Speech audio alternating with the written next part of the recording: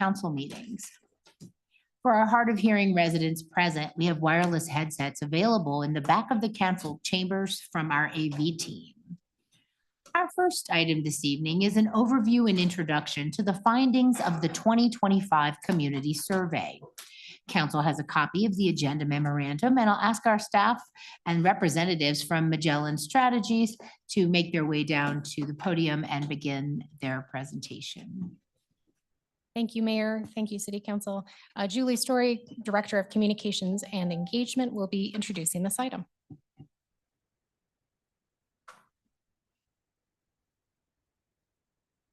Council members, as Anna said, we're here to talk about the community survey tonight and go through the results that we received. So the City and County of Broomfield contracted with Magellan Strategies, which is a public opinion and survey research firm, to provide the opportunity to rate the quality of life in Broomfield through our 2025 Broomfield Community Survey. Next slide.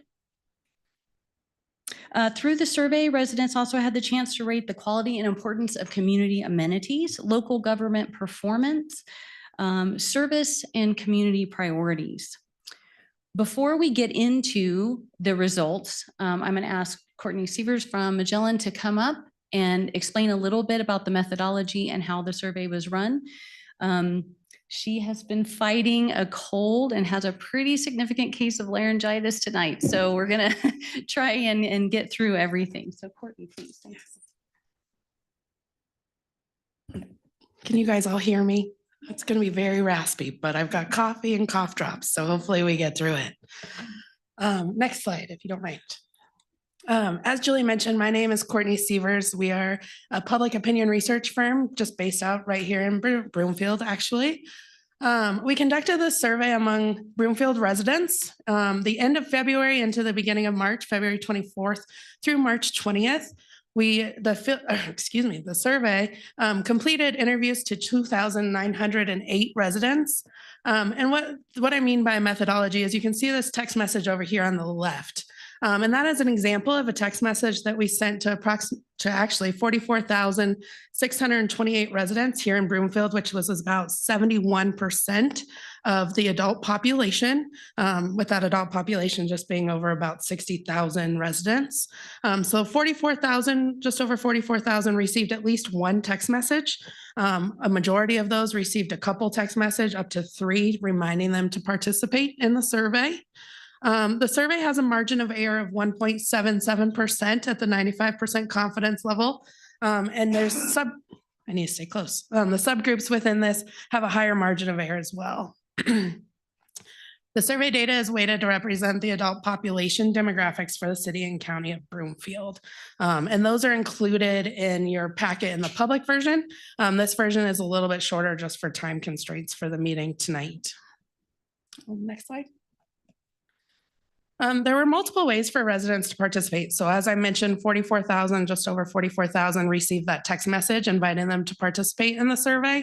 However, there was an online form on the broomfield.org website inviting them to fill out that form. And if they didn't receive the text message, so we asked them Broomfield asked them for their name and address to verify that they were Broomfield residents so that they could then be emailed or texted the link to participate in the survey. 772 residents requested a survey link from that online form, of which 369 completed the survey, just about 48%. And it breaks it down by cell and email there. The survey was also provided to participants through a link or a QR code through Broomfield Fish, in which one person completed the survey. And then the survey was also provided in Spanish, in which 5 people completed it in Spanish. And then just one more little tidbit on that aspect. Of the 772 residents that requested a link for the survey through the website, only one of those was not actually living and a resident in Broomfield. Next slide. Take a drink break. So let's dive into some of the results. This is the overall opinion on the City and County of Broomfield. And next slide. Generally speaking, do you think things in the City and County of Broomfield are moving in the right direction or off on the wrong track? 36% of residents said in the right direction. 29% said on the wrong track, and 35% were unsure. So you're really seeing almost a very even, not statistically tied, but very close 7-point difference between right direction, wrong track. But I want to point out here is that 10-year graph up there in the top right. You can see some differences among 10-year with those that living less than 2 years within Broomfield, 53% of them are unsure. And those numbers slightly go down as they've lived longer here within Broomfield. Another thing to point out here is I do have it broken out by ward so that you can see each of your ward districts there, the 5 districts. And there's really no huge differences here by ward, except for a higher unsure in Ward 2 and statistical tie there in Ward 5. Next slide. So then we dove deeper into this. We wanted to really understand residents' thoughts on why the city and county of Broomfield is heading in the right direction. So among those 36% that said that's heading in the right direction, we asked them why they felt that way. And really it came down to community services, safety, cleanliness, talking about the parks, the libraries, the recreation center, trails. They really praised those amenities that are here within the city of county of Broomfield. And then adding to that, just the responsiveness of city county services, talking about snow plowing, police, and street maintenance specifically. The other 3 themes here came down to thoughtful planning and development, a widespread support for that town square downtown development and new housing projects, sustainability and open space preservation, and inclusive, transparent, and responsive government were those top themes among the right direction respondents. Next slide. Among that 29% that felt Broomfield was off on the wrong track, these are some of the themes that really were at the first and foremost, talking about cost of living and the utility rate increases. I do want to point out that the survey did go into the field about 30 days after that utility increase. And so that there is a lot of that coming through here, talking about the water rates and the trash hauling service as well. Then kind of falling down there with the themes, all of which are important, government overreach and lack of transparency, a talk of just a lack of public input. Again, really coming down to that single hauler trash service and the utility changes. Growth, development, and infrastructure concerns. A belief that development is happening too fast and without proper planning. And then a declining quality of life. Residents point to increases in homelessness, crime, lack of maintenance in parks. And so one thing, as I mentioned, these are very kind of contradicting themselves, that right direction, wrong track. People and residents in Broomfield are very split, and you can kind of see that when it comes to this question. But what I really want to dive into, and if we go to the next slide, is the 35% that were unsure on that question of right direction versus wrong track. Who are those 35%? And really the demographics there on the left, these are just some key demographics of who that 35% are. Really, it's interesting to see that, wow, 1 in 5 of them are 65 and older. 23% of them, about 1 in 4 of them have been here for more than 20 years. So I think that's interesting to say that they're not saying it's the right direction or wrong track. There's opportunity there to really educate them on what the city and county of Broomfield is doing. 64% of them own their own home and 57% of them work outside of Broomfield. And again, this is just that 35% that is unsure on that right direction, wrong track question. And then diving deeper into that 35%, really, what do they think? What do they know? What are the issues and priorities that they want CCOB to prioritize? And really, it comes down to, again, that cost of living, affordability, community identity, that development of downtown, traffic and transportation, and growth concerns for overdevelopment. And they really talk about protecting their parks. And why do we ask that? And why do we say that is because where they get their information, so much of it is coming from word of mouth from their neighbors, and then followed by the Broomfield official website. But what makes them feel connected to the city and county of Broomfield is those community events as well as those parks. That's where they're meeting their neighbors. That's where they're spending time as families. And that's where they're using the recreational and civic amenities. A lot of them talk about the Paul Durda Recreation Center. A lot of them talk about their neighborhood parks and using that to really meet and understand what is connecting them to Broomfield. Next slide. So let's dive deeper into some of those quality of life questions. These are questions that you see on most community survey questions. And if you go to the next slide. These are ranked by excellent and good percentages combined, and it's please rate each of the following aspects of the quality of life in Broomfield. These are good numbers. Your neighborhood as a place to live, 84%, excellent and good. Broomfield overall as a place to live, 83%. The overall quality of life in Broomfield, 82%. So all of those are over 80%. Those are good numbers to see. And then it goes down from there. And the bottom two there, Broomfield as a place to retire and Broomfield as a place to work. You can see that unsure, no opinion number increase due to the fact that those people aren't as familiar with what happens once you retire here in Broomfield, or they don't work here in Broomfield. And so that's where that 42% of unsure, no opinion comes from. What should Broomfield focus on in the next 2 or 3 years? So this was a verbatim question. Go to the next slide. Asking them just really what are those top 2 or 3 priorities or issues that they think the city and county of Broomfield should address in the next 2 to 3 years. These are in order of how they kind of came up throughout those verbatim responses. First of all, it's cost of living and utility rates. Again, it comes up the water rates, the trash hauling fees, but it also comes up property taxes, housing concerns, stuff that's also out of your control to some degree. Talking again in that next step there, talking about affordable and accessible housing, and a significant number of respondents talking about a lack of housing for seniors, middle-class residents, those first-time homeowners and young families. Talking about the town center and downtown development.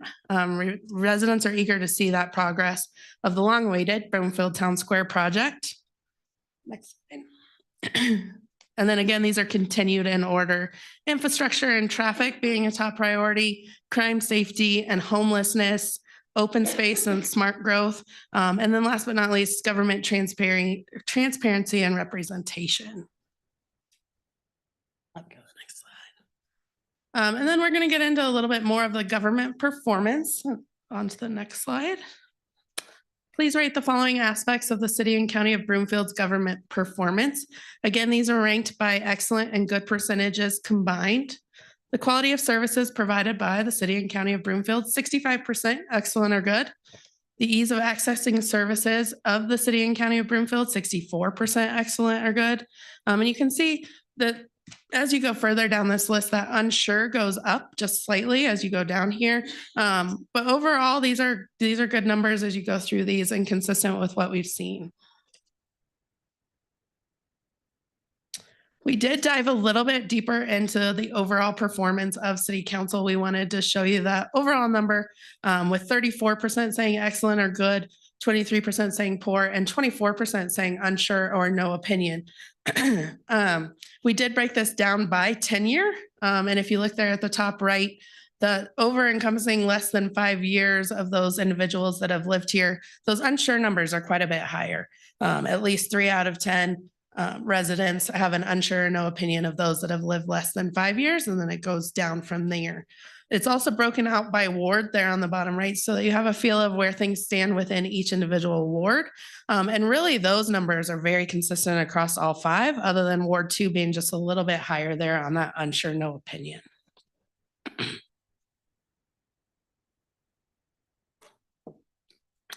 Let's get into the quality of county and city services more specifically. Please rate the level of satisfaction with the following services in the city and county of Broomfield. And this is a different kind of question because we have 3 blue groups here. I want to point that out. This is extremely satisfied, very satisfied, and somewhat satisfied combined that we're ranking these. And these are just different services that the city and county provides. Drinking water there being up on top, 88% satisfied, at least somewhat satisfied, I should say, followed by recreational amenities, 87% overall somewhat satisfied. Roadway maintenance, followed by parks planning and management, street improvements, police services, water treatment, stormwater drainage, And city and county events, gathering, concerts, and holiday celebrations, all over 70%. Those are really good. As you see, those bottom 5, those unsure or no experience with increases. And so what I want to point out is it's not really the fact that those are lower on the overall satisfied number. I want to point out that really it's the ratio between that satisfaction to not satisfied at all that's still very good, that no experience with number just increases as we go down this list.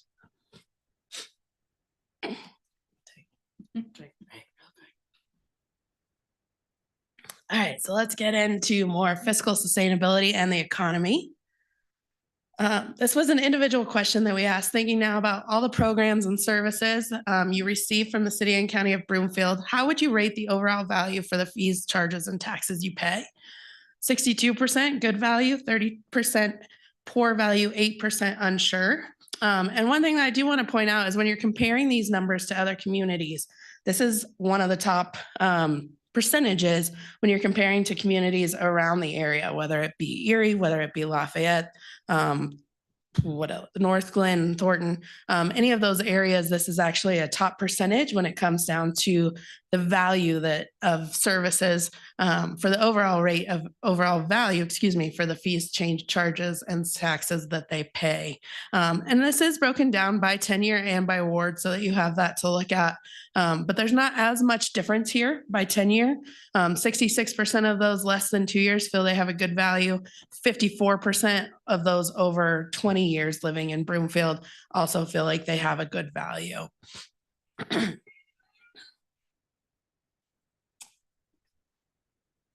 Please indicate the importance of each of these work areas of the local economy in Broomfield as a whole. Again, these are ranked by extremely variant and somewhat important combined. And so what I want to point out, one thing here is when you look at this overall graph, really there's not much red. That is good to see, not important at all, is not have a very large percentage, especially when you're looking at the ratio of what's important to what's not important at all. And so it's very high numbers when you go down through this whole list, with even entrepreneurial and business scale up at 81% when you're talking about these work areas. So all of these really are important to residents within the city and county of Broomfield.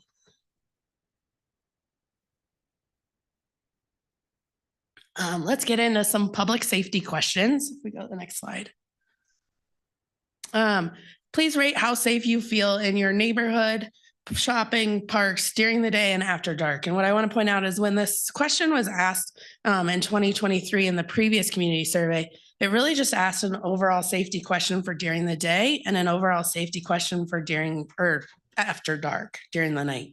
And so this was broken out this year so that we could see it by neighborhood, by shopping, by parks. And so you can really see some differences there during the day, with all of those being over 89% safe versus those after dark, which they're still good numbers, especially when you look at the ratio of safe to unsafe. And parks after dark just has that higher unsure and higher neither number as well. Please rate your local law enforcement on the following, whether it be level of responsiveness, treating all residents with respect, or treating all residents equitably. What I really want to point out here is, again, that lack of red. That's good to see. Those excellent and good numbers are 59% for level of responsiveness, but only 3% for poor, really. And what it comes down to is that not applicable, with at least 1/3 of residents being non-applicable on any of those 3 topics. If you've had any experience with any of the following areas of the Broomfield Police Department, please rate that experience. And so again, what I want to point out here is, again, that ratio of excellent to good to poor, as well as the no experience. This shows that 90% of residents have not experienced with the Broomfield Police Department any sort of violent crimes. This shows 76% of residents have not experienced with the Broomfield Police Department any sort of property crimes. And so it's important to look at the excellent and good compared to that red poor number, but it's also interesting to see how it's not, how the number of residents that don't have experience within those specific crimes. Frequency and quality of community activities. If you've had any experience with any of the following amenities maintained by the city and county of Broomfield, please rate the quality of use for each one. And this is actually broken out into 2 slides because we've tested quite a bit of amenities here. But again, it's on an excellent, good, fair, poor rating. And then we also have broken out have not used that amenity as well as just an unsure. And so you can see as we go down through this slide and the next that green box of have not used definitely increases as well as those unsure numbers. But again, what I want to point out here is just that very, very small amount of poor bar and percentage that's making up for each of these amenities as you go through each and every one of them. Next slide. So again, this is that same question continued where you can just see that the number of people that have not used some of these amenities, whether it be the Broomfield Depot Museum, Broomfield Veterans Museum, CSU Extension Services, those have not used numbers have increased as well as about 0.25% of residents, that are unsure on these amenities. But again, lack of that dark red color and the good of the blues of those that have experienced those amenities.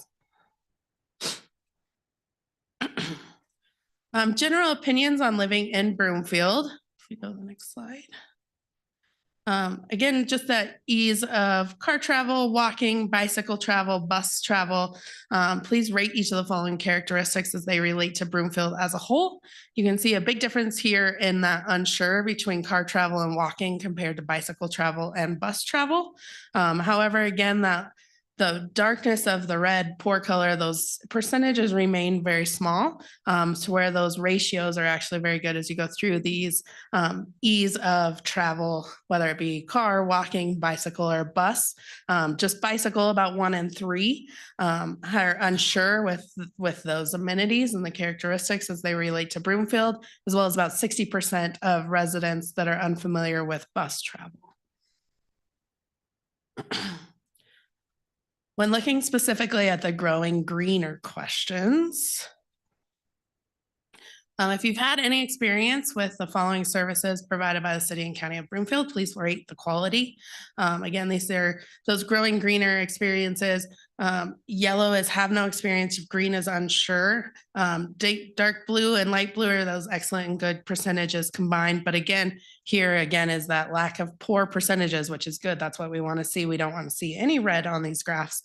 So as you're going through these, the ones that have experienced those, the residents that have used these services do have an excellent or good rating for those services. We also asked just an interest question on if you'd be interested in the programs or incentives to supplement the cost of the following. And this is on very and somewhat interested percentages combined. Again, compost at home, 55% would be interested in that. As well as 55% being interested in solar renewable energy, and 49% being interested in incentives or programs for driving an electric vehicle. Other services and information sources, final thoughts, just kind of some following questions. This question is just basically an information flow question of all the areas and sources that you can get information about the city and county of Broomfield. Which of these are a major source, a minor source, or not a source at all? Or have you never heard of them? And so these are ranked again by major and minor source combined, with Broomfield's official website being there on the top, but it's also tied with word of mouth, 78%. Followed by Broomfield Program Guide, signage, Broomfield Enterprise newspaper. And as you can see, you go down this list, there's a little bit there on the never heard of, the 45% of residents not hearing of Broomfield's Be in the Loop e-newsletter. But really, as you go down through here, that never heard of does increase as you go down through this list, and those just are not as familiar with those sources. We also asked, just in your mind, what do you feel are the most important services the local government provides? We asked residents to provide up to 5. This was just a text box. This was asking them strictly from their opinion, in their own words, what those 5 issue or in services, excuse me, that the government provides. And these are in order. So this is your top 5, followed by the next slide are the 6 through 10. Came down to public safety, water, sewer and utilities, road and street maintenance, parks and rec, trash and recycling, library services, affordable housing and those social services, public health and human services, education and schools, community development and planning. And those again were the top 10 that were listed in order.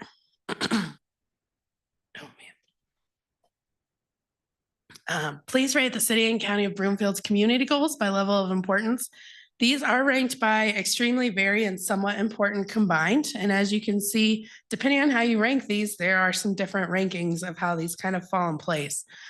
When we asked this question to residents, we did have an explanation of what each of these 5 things were. We had a brief 2-sentence explanation. And if you look in the longer public version of this presentation, those explanations are included in there. But for the time being, for the purpose of tonight's meeting, this does show all 5 combined.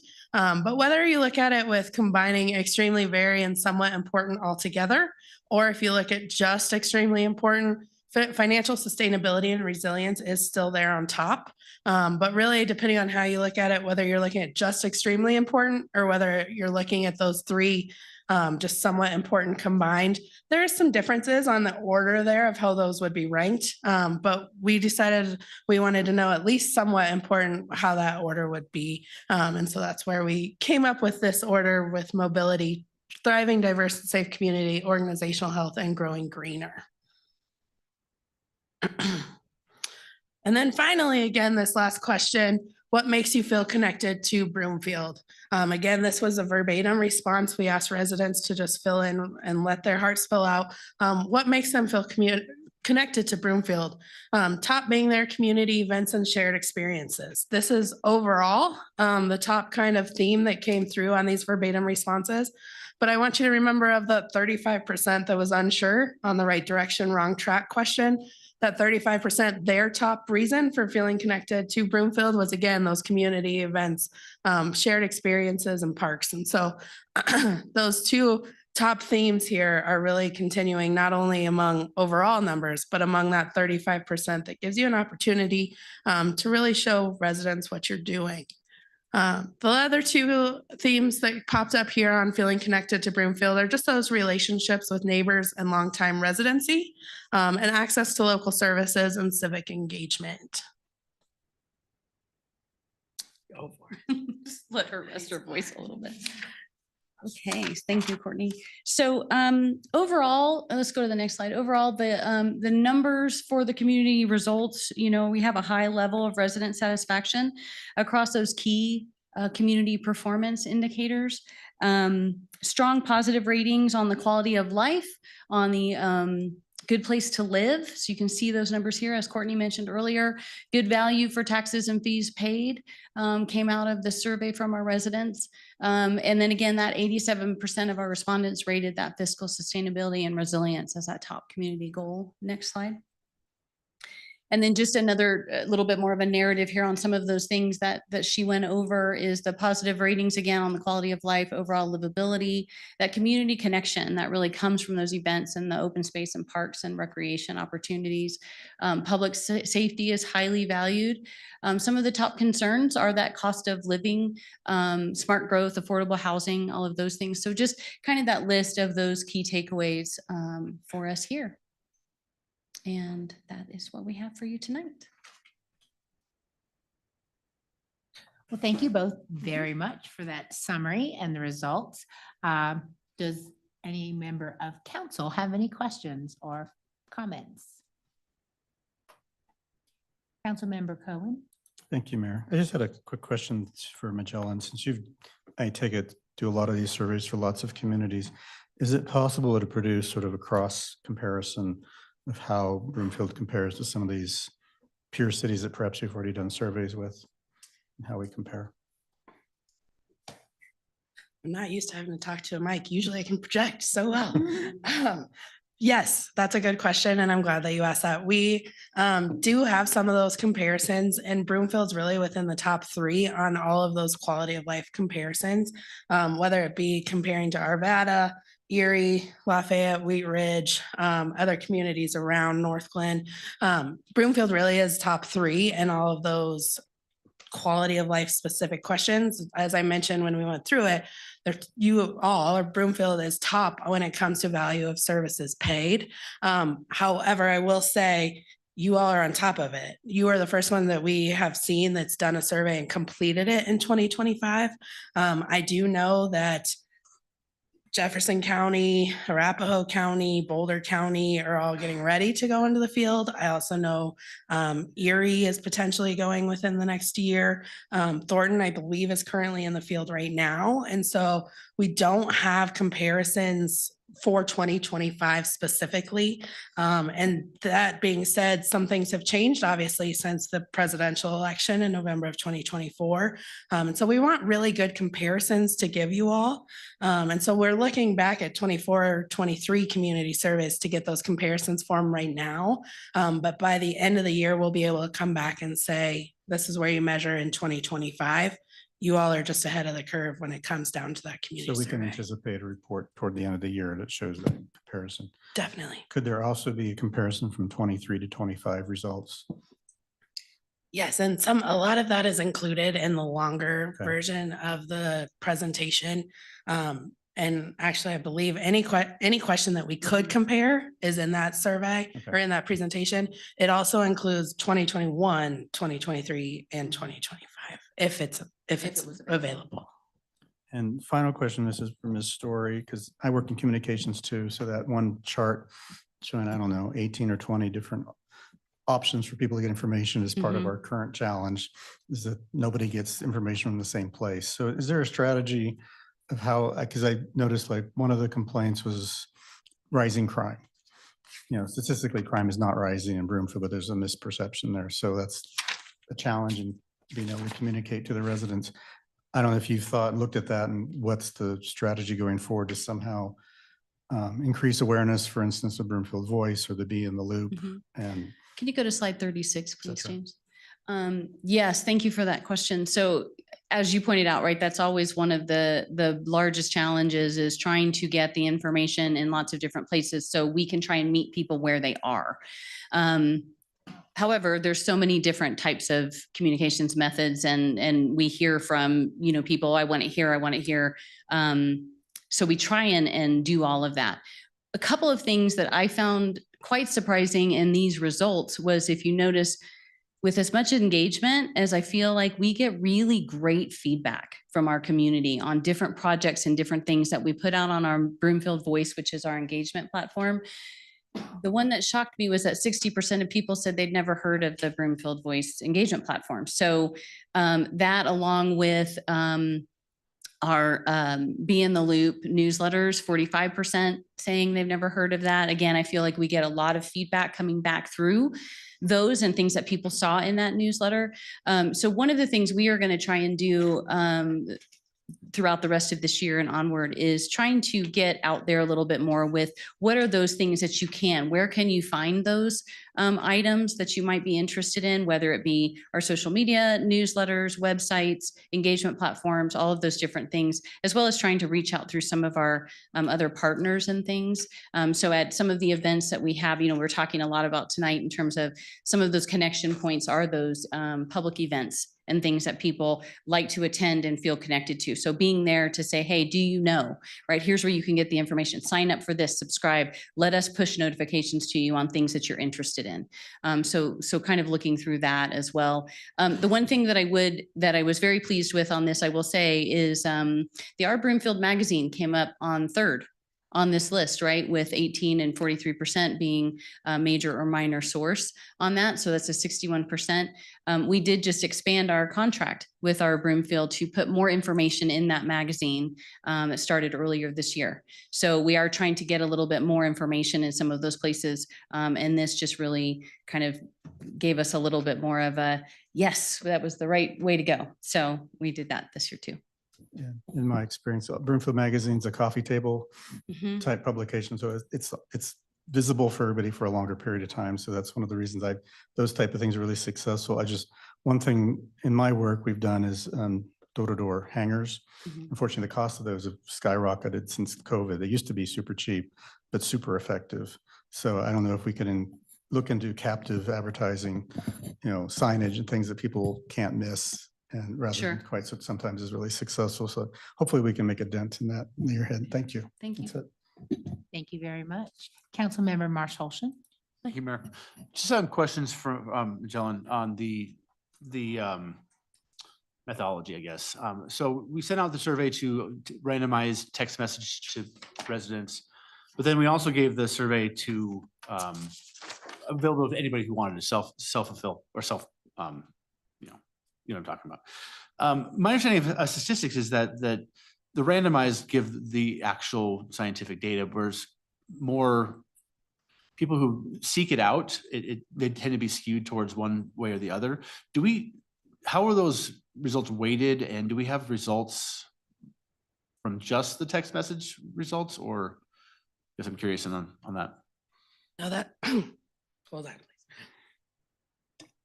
That's a very good question. And typically for a ballot measure survey or something like that, where we're not trying to reach the whole community, we will do a random sample. For this, where it's actually, we're trying to reach as many people as possible and give that opportunity for people to participate in that community survey. We do send it out to as many residents as we possibly can. However, with that being said, it is still statistically significant in the fact of the matter that it is weighted on what we expect. And actually what we know, I shouldn't say what we expect, what we know registration numbers to be, what we know the demographics of city and county Broomfield to be. And so it's weighted on gender, age, ward, the 5 wards as well. So we make sure that we're getting good representation from all of those subgroups and balancing out those quotas.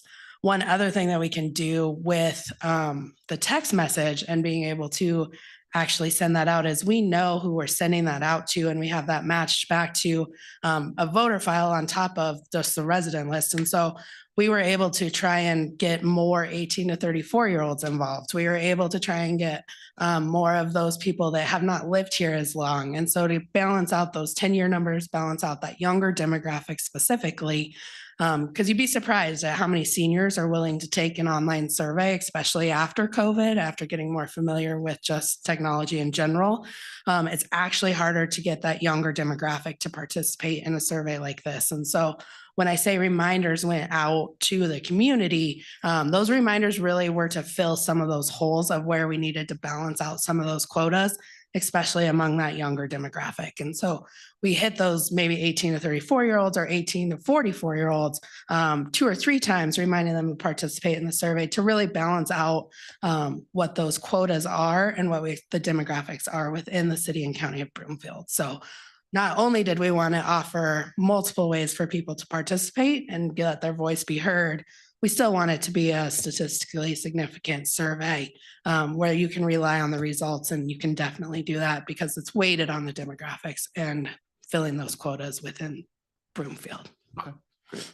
Thank you. That's all, Mayor. All right, thank you very much. Any other council questions?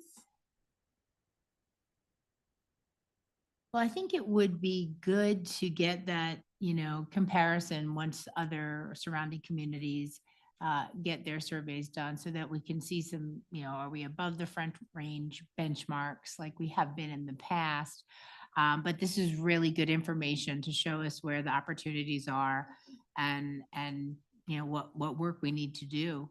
The communication issue is a stumper. I mean, it's a balance of people being too busy to really pay attention or not having the bandwidth. People are busy with their families and their jobs. And before I was involved, I didn't know or pay attention to what was going on. So there's like a subsection of the community that's very focused and interested in what local government is doing, but there's also a large segment that just doesn't have the time for it. Right. And I don't think it matters how much we try to reach them. If they're not going to open and read the emails or the communications, which does happen, then you just won't get the information. So I'm open to any ideas that you guys have. I know the Our Broomfield magazine is great because they mail to everybody, If I can let you know, one thing that I'm really excited about is we're trying to brainstorm a few other methods, right, of trying to reach people again where they are. And so one of the things that we did try and we saw some good numbers with was what we call passive communication displays in this lobby and in our in our community center and our Paul Durda Recreation Center and the 2 rec centers around the Public Works and Water Utilities Academies, to have big boards up there where people at the QR code, where people, if they're walking in and out of those facilities, they can just, do you want to register? Yes, go here, and they could fill out the form. And we've been seeing some really good results from that as well. So just trying to kind of do some testing on those. We're also including on a lot of the things that we're sending out that people are already answering. Where did you hear about this? Right? Was this social? Was this newsletter? Was this somewhere else? So we can kind of get some more of those numbers on these very specific things rather than this giant survey. But that really helps us to understand where people are seeing things. Wonderful. Well, I appreciate this information and your efforts to help us deliver better where we need to. So thank you both very much. Our next item this evening is an update and a request for council's direction regarding Broomfield's Energy Code Roadmap. Council has a copy of the agenda memorandum, which I'll ask our staff to begin the discussion. Thank you, Mayor. Tim Pate, Chief Building Official, will cover this next item for us. Thank you. Good evening, Mayor, Mayor Pro Tem, council members, and Deputy City Manager Burton Zeddy. My name is Tim Pate, and I'm the Chief Building Official. And tonight I will be presenting the final update in the Energy Code Roadmap. Next slide, please. The process started in early 2023, and phase 1 was completed when the city adopted the 2021 International Energy Conservation Code, the IECC, in March of 2023, along with the other 2021 code package. Phase 2 was completed with the adoption of the Broomfield Electric Ready and Solar Ready Code, which included EV parking requirements effective January 1st, 2024. Next slide, please. We are now in phase 3, which I will be reviewing tonight. The following options were from the study session from a year ago, and there was a significant delay in the final publication of the 2024 IECC, the Energy Code, which has resulted in the delay of the final publication of the State Low Carbon and Energy Code from June 1st to September 1st, 2025. Phase 3 has the following options: early adoption of the base 2024 IECC with effective date of January 1st, 2026, and then follow up, with adoption of the State Low Energy and Carbon Code, which is based on the 2024 IECC next spring with effective date of April 15th, 2026. Adopting the new State Low Energy and Carbon Code with potential strengthening amendments in the second half of 2025 with an effective date of January 1st, 2026. Adopting the State Low Energy and Carbon Code concurrently with the 2024 code package update next spring with effective date of April 15th, 2026. Staff has the first reading scheduled for that package scheduled for January and second reading for February. Next slide, please. House Bill 24-1362 required the Colorado Energy Office to produce the Electric Ready and Solar Ready Code, followed by the Low Carbon and Energy Code. The State Low Energy and Carbon Code is using the 2024 IECC as the baseline with numerous amendments. The state legislation is not allowing the Energy Board to strengthen any of the base code requirements, but is able to add appendices into the code which are more restrictive. The Colorado Electric Ready and Solar Ready Code is also being incorporated into this new code so that there will not be 2 separate codes, and that code will have some minor amendments. The net result will be that the final version is stronger than the base code 2024, which will require all new buildings to be more efficient than the base code and also currently adopted 2021 IECC. There is a report available that shows that the residential portions of the 2024 IECC, which will include all new single family and include up to 3-story multifamily, will be approximately 7% more efficient than the 2021 IECC. I have seen unofficial information that shows the commercial portion of the 2024 IECC that will be 10% approximately more efficient than the 21. There's also a report available that shows there should not be construction cost increase building to the 2024 IECC for residential sections, but no report yet available for construction costs building to the commercial portion of the 2024 IECC. The various amendments added to the 2024 IECC through the Energy Code Board to create the Colorado Low Carbon and Energy Code will certainly raise those efficiency estimates, but on the commercial side, but we will not have that data until early 2026 from the Colorado Energy Office. Next slide, please. The Colorado Energy Code Board began meeting in March 2024 to create the Colorado Low Carbon and Energy Code, which Broomfield adopted on January 1st, 2024. I served on the board to help create that code, the Colorado Electric Grid and Solar Ready Code, and continue to serve on the board for the creation of the Low Energy and Carbon Board. The board has had 28 meetings that I've been in over the past year and almost a half, and we'll have our final 2 meetings next week to do the final voting. The original timeline from the Colorado Energy Office was to have the Low Energy and Carbon Code published by June 1st, but due to delays with the final approved publication of the 2024 IECC, that was extended now to September 1st. The final approved version will be published by the state on September 1st. It is staff's recommendation to wait until this new code is published and then incorporate it into the 2024 code package update that will be presented to council with first reading in January with a proposed effective date of April 15th. This would make it more efficient for staff to begin enforcement and provide more time for notification and education to homeowners, builders, and developers. Staff at this point is not recommending any additional strengthening amendments since the state low energy and carbon code will already be stronger than the base 2024 IECC. Next slide, please.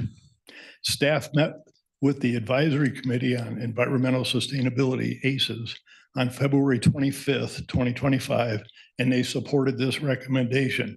The motion to recommend City Council approve staff's proposed energy code roadmap timing also included asking for City Council direction to staff and ACES to review the state low carbon and energy code in September for potential additional code amendments. Next slide, please. Question for City Council.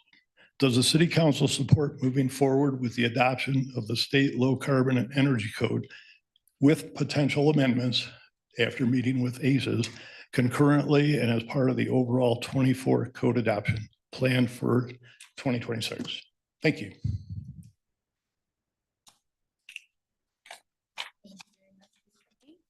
We'll now go to council for questions and comments.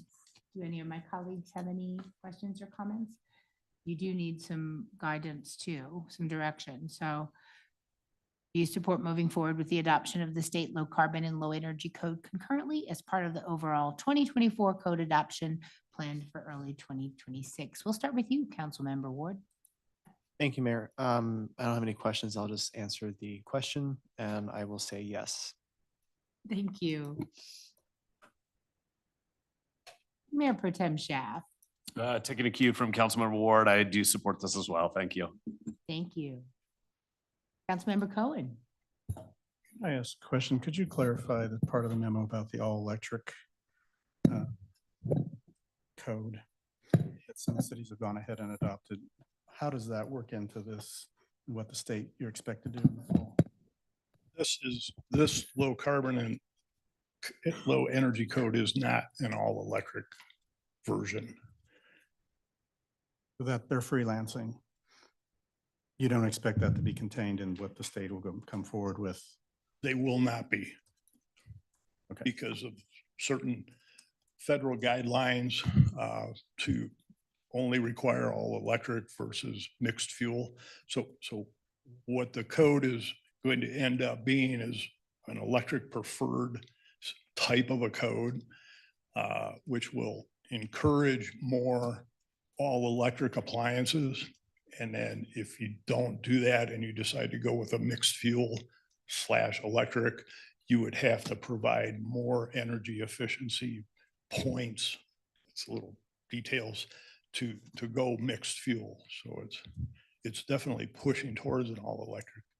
So if we move forward with this adoption, we're moving toward a electric preferred policy, That is correct. correct? And not putting us in line to the electric only that some of these other communities have already done.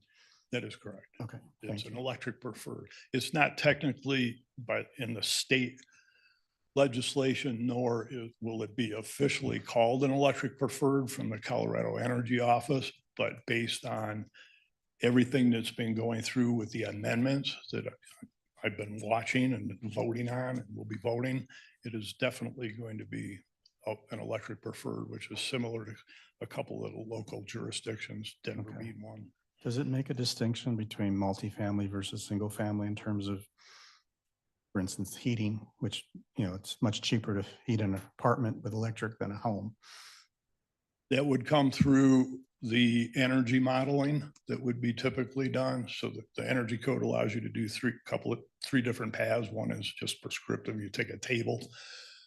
And then a performance path, which is an energy modeling where they take the whole building with the equipment, lighting, thermal envelope, and then they put it all together and base it on the energy costs. And that's 95% of the projects on a multifamily and new commercial is using a performance path. So it's still 200 apartments, they still use a certain amount of electricity or mixed fuel, I should say. It's just on an expanded scale above from a single family. If Okay. that answered your question. And if the city doesn't adopt the state, you have to adopt your own. Is that, The state, this is a state mandated energy Okay. code. so we're moving forward to adopt what the state mandates? We are required to adopt this code I know that's another discussion, Okay, but it is required to be adopted by a particular date. I think it's another Okay. 2 years based on when you do a code adoption. So, we took the first phase, the electric ready and solar ready code 1 year ago. And Broomfield was the first to do that in the Front Range, which I'm really proud of. I mean, as a community and as a building department. And when we do this, which we're going to eventually, hopefully next spring, we will be the first. okay, So you can put that feather in the cap. cool. Congratulations. I guess I support moving forward toward the mandate. Thank you. Thank you very much. Councilmember Leslie. Thank you, Mayor. So we don't have a choice then? That is correct. But with that being said, it's a good process for what the overall goal of what Broomfield's path has been to the 2030 goals and sustainability. But you are correct. It's a mandated based on the state legislation. So we can't oppose this then? That would be correct. We'd have to ask. I just trying to get clarity Our about attorney- why we're I being, think our attorney could weigh in on it. yeah, I'm just trying to find out why we're being asked to, whether we support it or not, but Well, I think the primary is, the question that I'm proposing is to include it in the overall 2024 code package, okay. because it's the 2024 International Energy Conservation Code amended.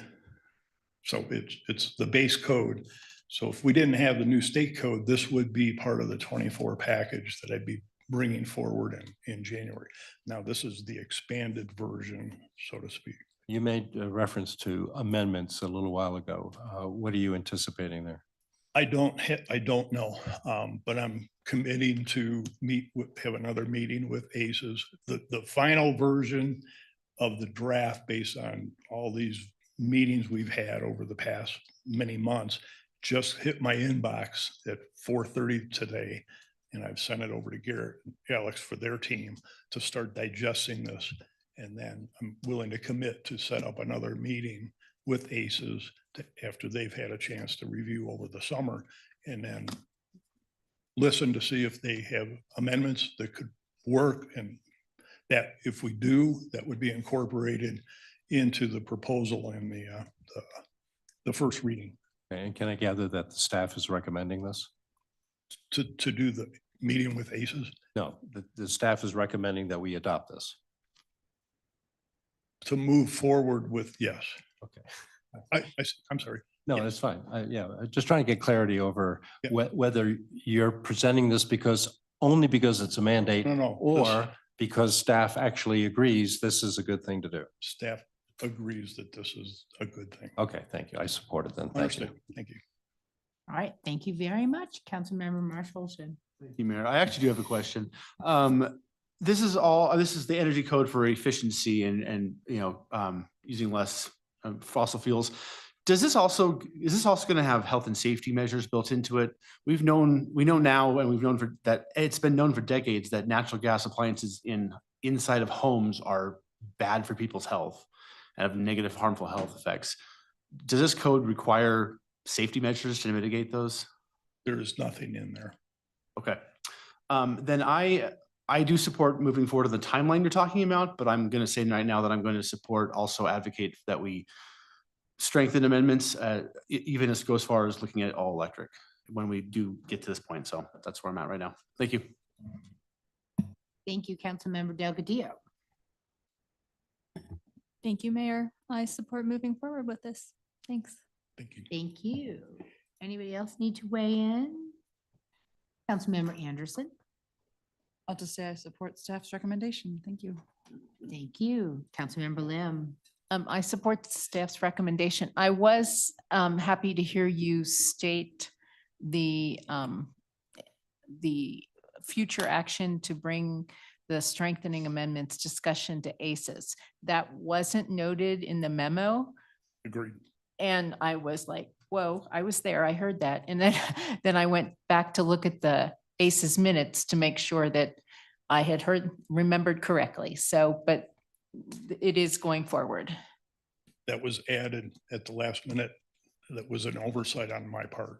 Okay, to great. Include that sentence. So thank you. Okay, thank you very much. All right, thank you. And Councilmember Henkel? Support. Thank you for all of your work. That's a lot of meetings. Todd and I were just sort of talking a little bit about it. So I just really appreciate your time in all of this. Thank you. Thank you. Appreciate that. Well, thank you, Mr. Pate. Looks like we have unanimous consent to move forward with the staff recommendation toward adoption. Thank you so much. Appreciate the support. Thank you. All right, our next item this evening is an update and discussion regarding the Wildland Urban Interface Model Code, also known as WUI. Council has a copy of the agenda memorandum, which I'll ask our staff to begin the discussion. Thank you. And Kate Bowles is coming up to the podium, our landscape architect, to introduce this item. And I should say also Tim Pate is also going to be here to support for this item as well. Good evening, Mayor Pro Tem, and council members. This presentation is based on the latest available draft of the Wild Land Urban Interface Code and map provided by the state board. The purpose of the state mandated code is to establish minimum regulations for the safeguarding of life and for property protection. I will say staff has been following this through. There's been very many iterations of this code. We were hoping for the final code to be published on Friday. Unfortunately, it has still not been posted. I will say the final code is required by the state to be published on July 1st. Next slide, please. So the overall purpose is this WUI code sets the minimum standards to reduce wildfire risks where urban development meets wildland areas. It mandates ignition-resistant construction materials, creation of defensible space through vegetation management, adequate emergency vehicle access, and sufficient water supply for firefighting. The code will apply to new construction, additions, and significant exterior alterations within designated WUI zones, aiming to safeguard life and property from wildfires. All existing buildings or conditions approved at the time of the adoption of this code are allowed to have their use or occupancy continued. This code will only apply to conditions that occur after adoption and are not retroactive.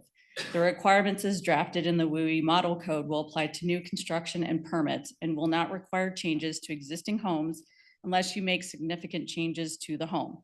Significant changes would include alterations or additions that increase the footprint of the existing structure by more than 500 square feet, roof coverings requiring 25% or more of the roof surface area to be replaced.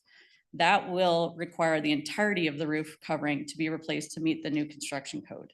Exterior walls also follow that, requiring 25% or more of the total exterior wall surface to be replaced will require the entirety of the exterior wall surface area, including attachments in the immediate 5-foot zone, to be replaced to meet the new construction code. Interior alterations of existing structures are exempt, and permits for window replacements do not require exterior wall replacement. Next slide, please. So this is the current draft wildfire resiliency code map. This is the latest one that is out. And the map framework provided by the state board evaluates 3 primary factors: vegetation, topography, and typical weather conditions to determine potential wildfire intensity in specific locations. It's important to note that this map focuses specifically on the projected severity of wildfires should they occur, rather than assessing the probability or risk of wildfire ignition. This distinction means the map identifies areas where fires could burn with greater intensity, not necessarily where fires are more likely to start. The most recent map provided by the board has reduced the impacted areas within Broomfield. The following neighborhoods or parcels may be affected: Great Western Park, the Ridge at Broomfield, Interlochen, Broomfield Business Center, Sunridge 2, Ridgeview Heights, Whistle Pig, Wildgrass, Wilcox Estates, Spruce Meadows, and Anthem, filing number 24. Next slide, please. Broomfield does have areas both within the yellow and orange zones. So I'll first start with the structure hardening requirements within the yellow zone.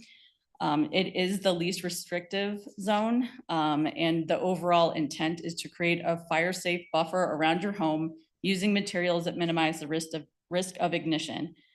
So that would be the Class A roofing material, fire retardant treated and wood and ignition resistant building materials, non-combustible gutters and downspouts, and all roof vents and foundation vents are to meet testing requirements for ember intrusion.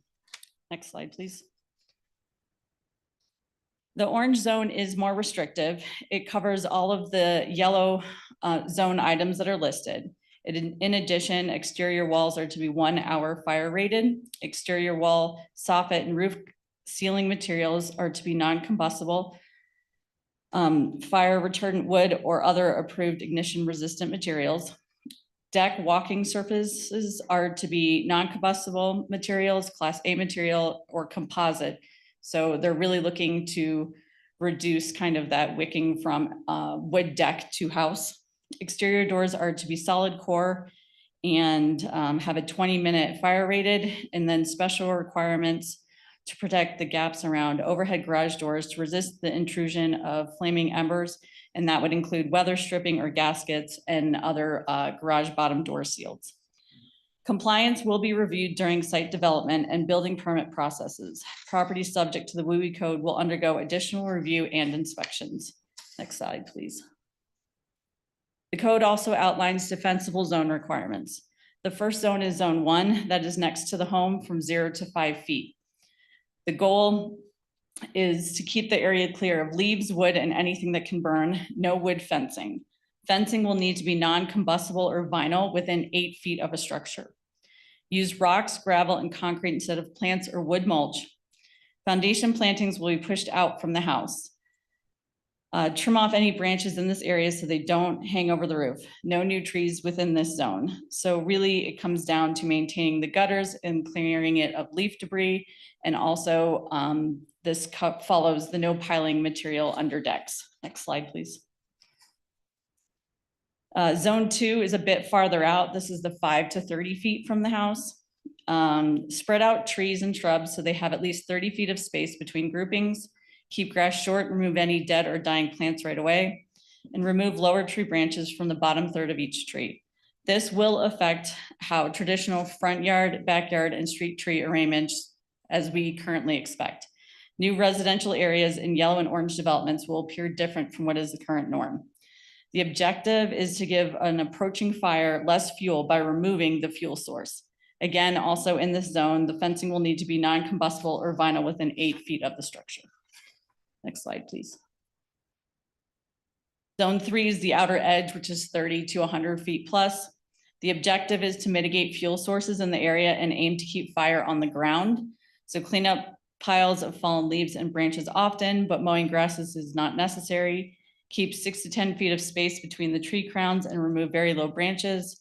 And consider creating opening or meadows between clumps of trees. Next slide, please. The state board will be holding a public hearing on Friday, June 27th from 9 to 3 to review the final rules for the code.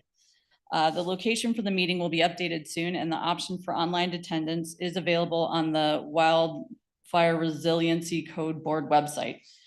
Staff does encourage residents to engage directly with the state board regarding the draft code and map.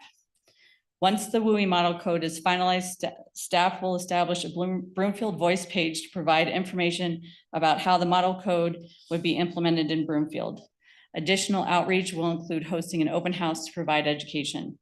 Broomfield staff will provide additional public education and outreach to those residents that are within yellow and orange zones in Broomfield once the code is adopted. Staff intends to utilize the weekly community update and social media posts to encourage engagement and provide public education about the WUI code. Due to changes in the state's adoption timeline, staff will be bringing back an ordinance for the city council's consideration and a first reading in January of 26. As I stated before, the approved code is required to be published on July 1st of 2025. Jurisdictions then will be required to adopt this code within 9 months, with implementation and enforcement to be within 3 months of the adoption date. Staff is anticipating the second reading in February of 26 with an implementation concurrent with the building code package on April 15th. Thank you. Thank you. So was there that new legislation that extended the 3 months to 9 months? Yes, quite recently. That's been a recent update. Okay. Well, I'll go to council questions first and reserve mine. But there's a lot of questions from the community about this. Imagine, getting this map and, you're in that zone. So we'll try to make sure all of your concerns are addressed and figure out how we're going to navigate this. Go ahead, Councilmember Henkel. Hi there. Yes, out of Ward 5. We see you all in the back there too. And yes, I'm still getting caught up with the WUI code, and I just really appreciate you going to these. Were you at the meetings? Is that right? Or Tim attended more than I did. okay. Lots of meetings this year. Yes. I tried to keep abreast of it all, but it seemed like there was just a lot of, I would say, just discussion in between all of the parties, and we have a lot of engineers and firefighters, is that right, involved? So what I might do is just ask a few questions at the beginning, and then I might circle back later to my more direct questions. But my first questions is, can you explain a little bit to the public, because the public, this is all new to them, who is a part of this board and how did it begin? And what was its point?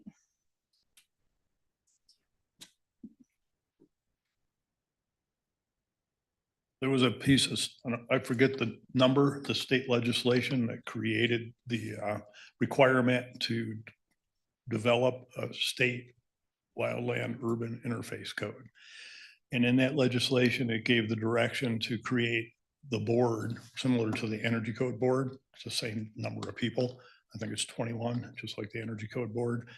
And they have their different backgrounds. I couldn't answer all the different backgrounds. I know there are some building officials. There are a lot of fire folks. There are county commissioners. I don't know if there's, I know the planning director for the city of Louisville is, I forget his name, he's on it. So there's a variety of backgrounds with that. And they've been part of a lot of the general meetings and the subcommittee meetings. Thank you. And it sounds like, they kind of did some sort of mapping. What sort of overlay did they look at? Was it some sort of standard that they use across the United States for wildfire? Or was it like an urban interface? Do we know what kind of mapping they used? The way I understand it from listening, and Perry Glenn, he's my senior plans analyst, he was in the same amount of meetings at the very beginning, but so give him some credit there too. But with that being said, it was developed off you can help me, a state or a federal map that was brought through, and it's been revised a little bit through the state board. But I'm not going to be able to answer the history of where that came from. We'd have to do some research going back. Yeah, I have a feeling this isn't going to be the only study session we will be having on this at all. Yeah. So I appreciate that. Yeah, from what it sounds like, I was talking with one of the board members, and they said that it was just basically like an overlay type mapping that they used in wildfire, but they didn't also interface with what's really called like an urban wildfire. I'm not really entirely sure what the wording is on that, but it seems like the overlay was just sort of plastered all over. And it was just sort of, I wouldn't say arbitrarily done, but I would say that it was done to a certain degree by a certain standard that they chose. So I'm just going to leave it at that. I will ask also, is there a state building code in the state of Colorado? Like a No. standard state building code? There is not. Okay. So currently it is the state energy code, which we just had that discussion. Yeah. Now there'll be a wildland urban interface code, and the state adopts an international plumbing code, which is what we do too, but they go through the plumbing board, but there is not a general, like just the international building code or international residential code to date. Okay, yeah, and that's one of the issues that I think they're having sort of statewide, is that there really is no standard building code to begin with. So then here we are adding on these sort of drastic measures in places that didn't even have building codes to begin with. So I think there is a lot of, controversy in that area. I know that we can submit our own maps. I did notice that like Woodland Park is not even on there, which is so bizarre to me because they're in a basic forest. Could we, with the maps, just a general question, can we add to the map or can we take away from the map? How does that work? How can we change the maps? There is the ability to do that. It would be most likely like an independent third party that the city would work with in order to do that. There's also, staff is looking into kind of doing more of like actual boots on the ground field inspections with either like an approved authority, which would be either the fire department or a third party, to kind of go through some of these areas and verify prior to bringing the ordinance on, kind of like how we think if any adjustments to the map might be able to be made. Okay. Mayor, if I may. No, sure. Go I ahead, just Ms. wanted to Bernadette. build on what Kate was mentioning, is that we're committed to doing that for the Wilcox neighborhood. We've definitely heard the comments that have come in over the last week regarding the WUI, and understand our staff definitely had questions about the map as it was being drafted. But we didn't have honestly a lot of input onto the mapping through this process. So we encourage the residents to continue to share their comments with the state. But in terms of what staff has control of and what we can do, our team is willing to do that boots on the ground work with a third party partner in the Wilcox neighborhood to see if we can have the map adjusted in some way. No commitment, because that's not in our hands, except for the fact that we will go through that process before we brought it back for an ordinance. And who pays for that? The staff time would be from us. If North Metro were able to do it, that I'm not sure what additional costs, if any, would be. But if we had to hire a third party, we had that discussion earlier today, and none of us had any idea of what that will cost. So that would be something that we would have to consider as part of that. Okay, thank you. Yeah, these unfunded mandates, it seems like the theme of the year. I would like to, and I know we've had this discussion with the mayor and also Councilmember Cohen, doing some sort of outreach to Wilcox, because we feel like that's really important. And thank you. I think Missy, you had asked for that as well, or was it Cindy too? I don't know. I appreciate your efforts in asking for that. And I want to see too, if it's the same standard, are we required to have the same standard as they did in their wildfire overlay? This is above my pay grade. I'm not a firefighter. So is it the same standards that we would apply? We would just be more detailed about it? Do we know? So the question about the process for the ground truthing, we would have Yeah. to, I believe that was the term they used, correct? We would have to follow the code requirements for it. I'm not sure I have that available or whether perhaps Mr. Tate, if you could. Pate. We don't know the specifics of what the state will require to see. So right now, the process or the time, what's the timeline with where the final draft WUI code, which was voted on a week ago Friday, now they're into a 6-week process, the Energy Code Board and the fire folks, to create rules and kind of a commentary to help define or clarify how to adopt, and then the process for what we don't know yet, like to do ground truthing, whether it's by subdivision, lot by lot. So we don't know that yet. And we anticipate having that by June 29th, 2 days before the code's supposed to be done. Their whole process was taking way too long for them. That's what happened. And so they had to rush certain things, voting on the final map, et cetera. So we don't have that answer yet, but we will find out and come up with a proposal to see how we'll be able to move forward if possible. But the ultimate decision on that's going to be that state board. So we can put this together and say, here's our boots on the ground, and we are proving however we need to prove it, then they will have to agree to that. Okay, thank you. One more question, but before I ask this question, I just want to make sure that we're addressing all of the questions that we have from the community. You guys asked some really good questions that were really valid, and we know it's going to take some time from staff too. So we just want to ask for grace in the response of those questions. My last question for you, and maybe it's for you, I'm not really sure. Can the legislature realize that possibly this was a wrong move? And could they change it next year in the legislative session, or do they have to wait the 3 years?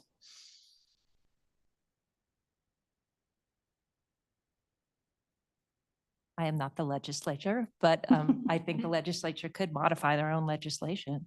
Yeah, okay. Thank you. That's it for now. All right, thank you very much. Councilmember Delgadillo. Thank you, Mayor. Might be a kind of naive question, but does this map impact insurance rates for the folks living in this area?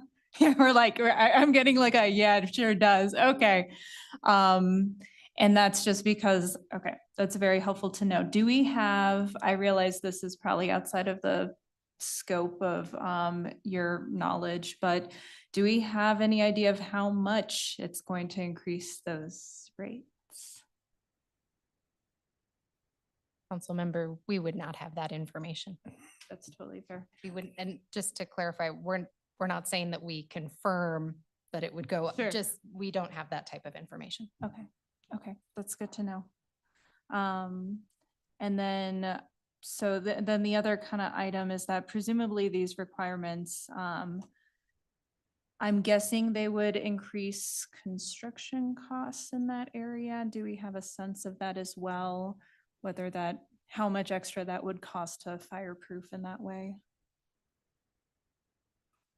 I can kind of answer for in the yellow zone, which is the less restrictive. There won't be very much increased construction costs. That's only going to really affect roofing permits, and a roof permit right now, all the roof permits we get are for asphalt shingles. Occasional, we'll get a concrete tile. We would not be allowing wood shake shingles. We haven't seen anybody do that. I know like City of Boulder, Boulder County have outlawed those many, many years ago, even fire retardant shingles. So that won't be any additional cost because that's just what everybody's doing. Exterior siding permit would increase some costs because you'd have to go with non-combustible, like a cement board siding instead of a composite or a wood siding. So there'd be some cost. I couldn't tell you how much that is.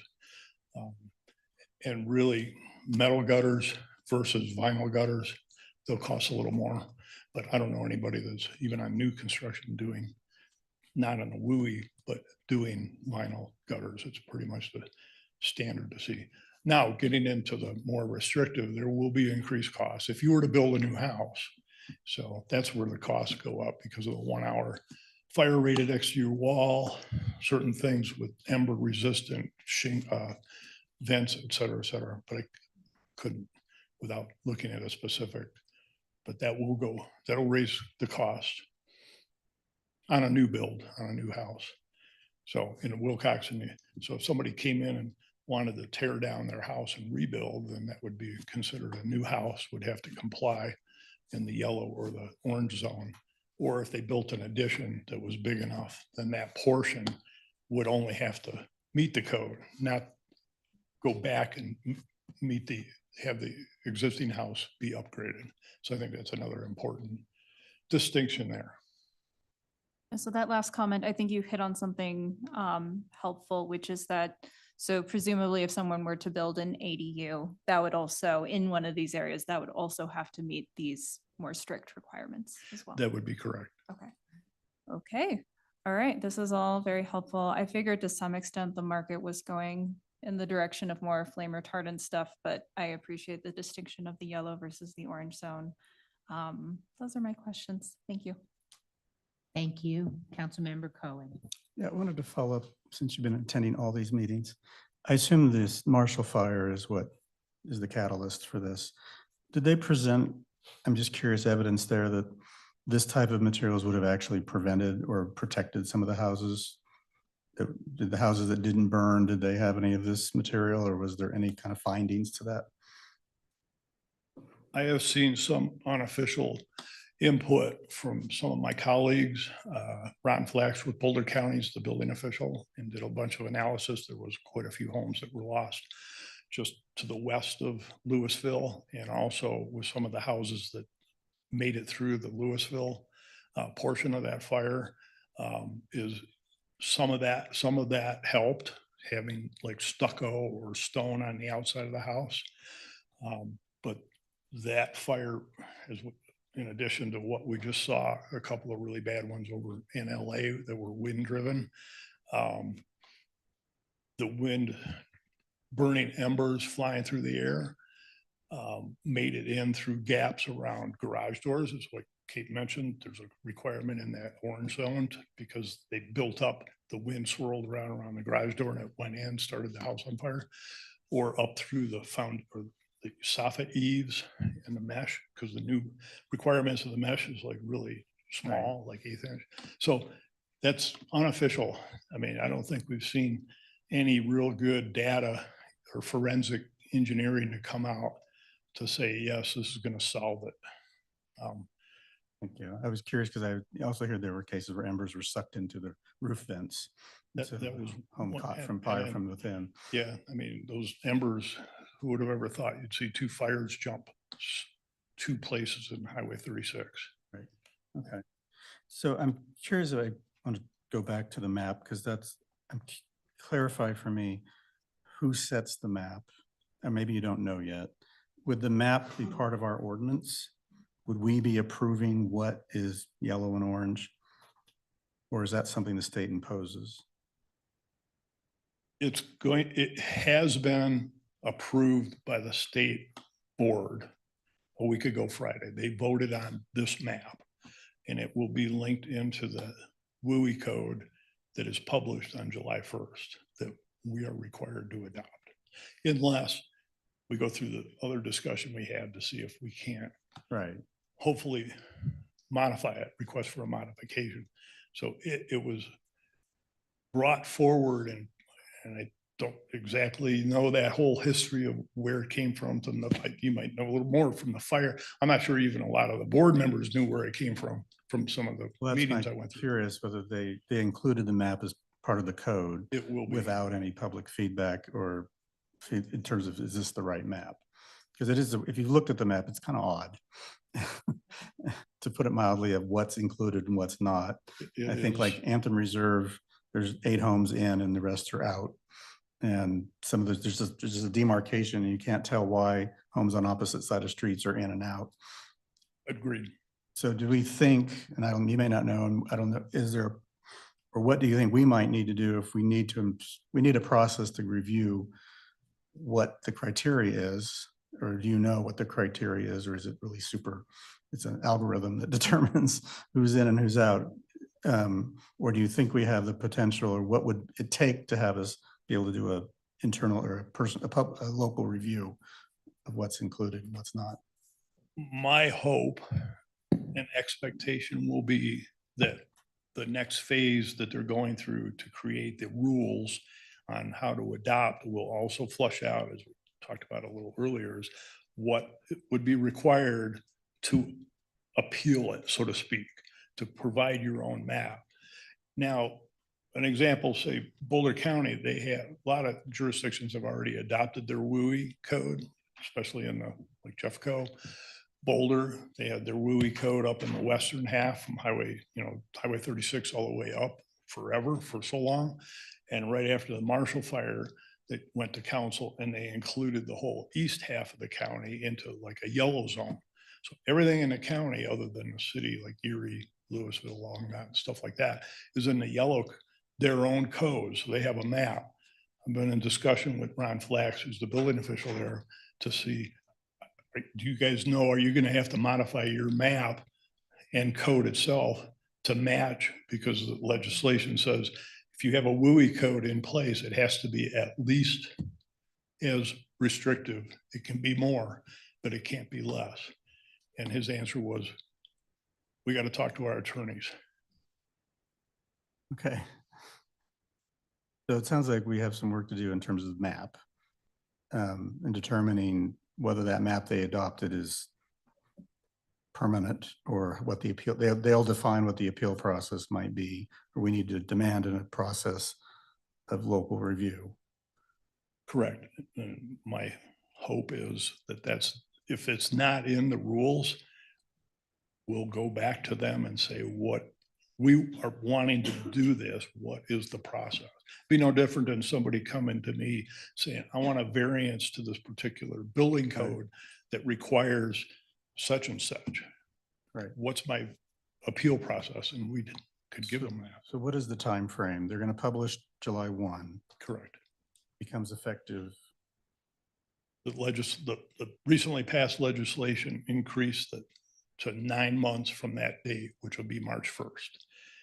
Every jurisdiction, county, city in the state of Colorado is required to adopt that code or have an equivalent in place. And then 3 months after that, you have to have it in place and enforced. Okay. But the language is less specific in terms of the map. Since it sounds like they just adopted some federal map. The map is in that code. So if we don't do anything, we're going to try to do something, but if we don't do anything, that map will be what we're bringing in the first reading in January. So it is a state requirement. We're not supposed to ignore it. Just like you asked about the energy code. Right. Can we just ignore it? Well, so it sounds like there's a period of time after July 1 where we can address the map and see if, through whatever means, get some local control over who's yellow, who's orange, and who's not. Correct. Okay. Thank you for that clarification. All right. Thank you very much. Councilmember Lim. I had the opportunity on Monday morning to attend an hour session that was promoted by CCI, held by the facilitated by the Fire Adapted Colorado organization. That was interesting. They said, as far as the costs go, they said that they would have a study in the next few years. Okay, that does a lot of good when we have to implement it now. The other thing they did say is that they would have in the rules how to appeal the map. If we do that ground truth proofing in exploring the map, will we do that in all orange areas throughout Broomfield? Wilcox is the biggest orange area, but there's an orange area in Ward 3. I know that, so too. So it's in Whistlepig. will we explore all of them? Mayor, if I may. Oh, of course, Ms. Burton Zeddy. Councilmember Lim, since the comments were coming in from the Wilcox neighborhood, that was definitely identified for us. But if so directed by council, we'd be happy to look at all of the orange areas. Okay, that would be my preference. I think most of them are in Wilcox, but it's not exclusive to Wilcox.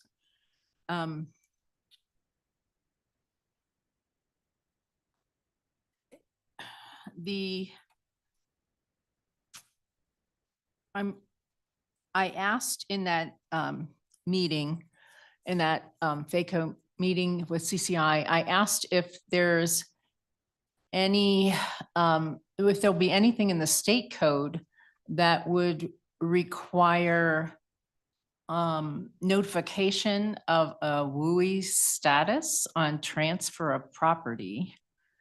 That flashed through my mind if they were going there, and they said no. So that was one item that was interesting, at least helpful. The water tower in Anthem Reserve is in a yellow zone. The water towers that are going in, do we have to make any changes to design because of that? I would not anticipate that, given that that's going to be a steel tower structure, which would meet any requirement for non-combustible construction. I don't anticipate, I haven't seen the drawings, but I don't think there's going to be any wood. There might be some fencing, but that's probably going to be all metal fencing with barbed wire on. I don't know about that. Okay. In not knowing what goes into the formation of the map, one item that crossed through my mind, in general, it says that there are over 50 fuel sources that are looked at. So you would think it would meant vegetation as fuel sources, but then I also wondered if it meant literally oil and gas fuel sources.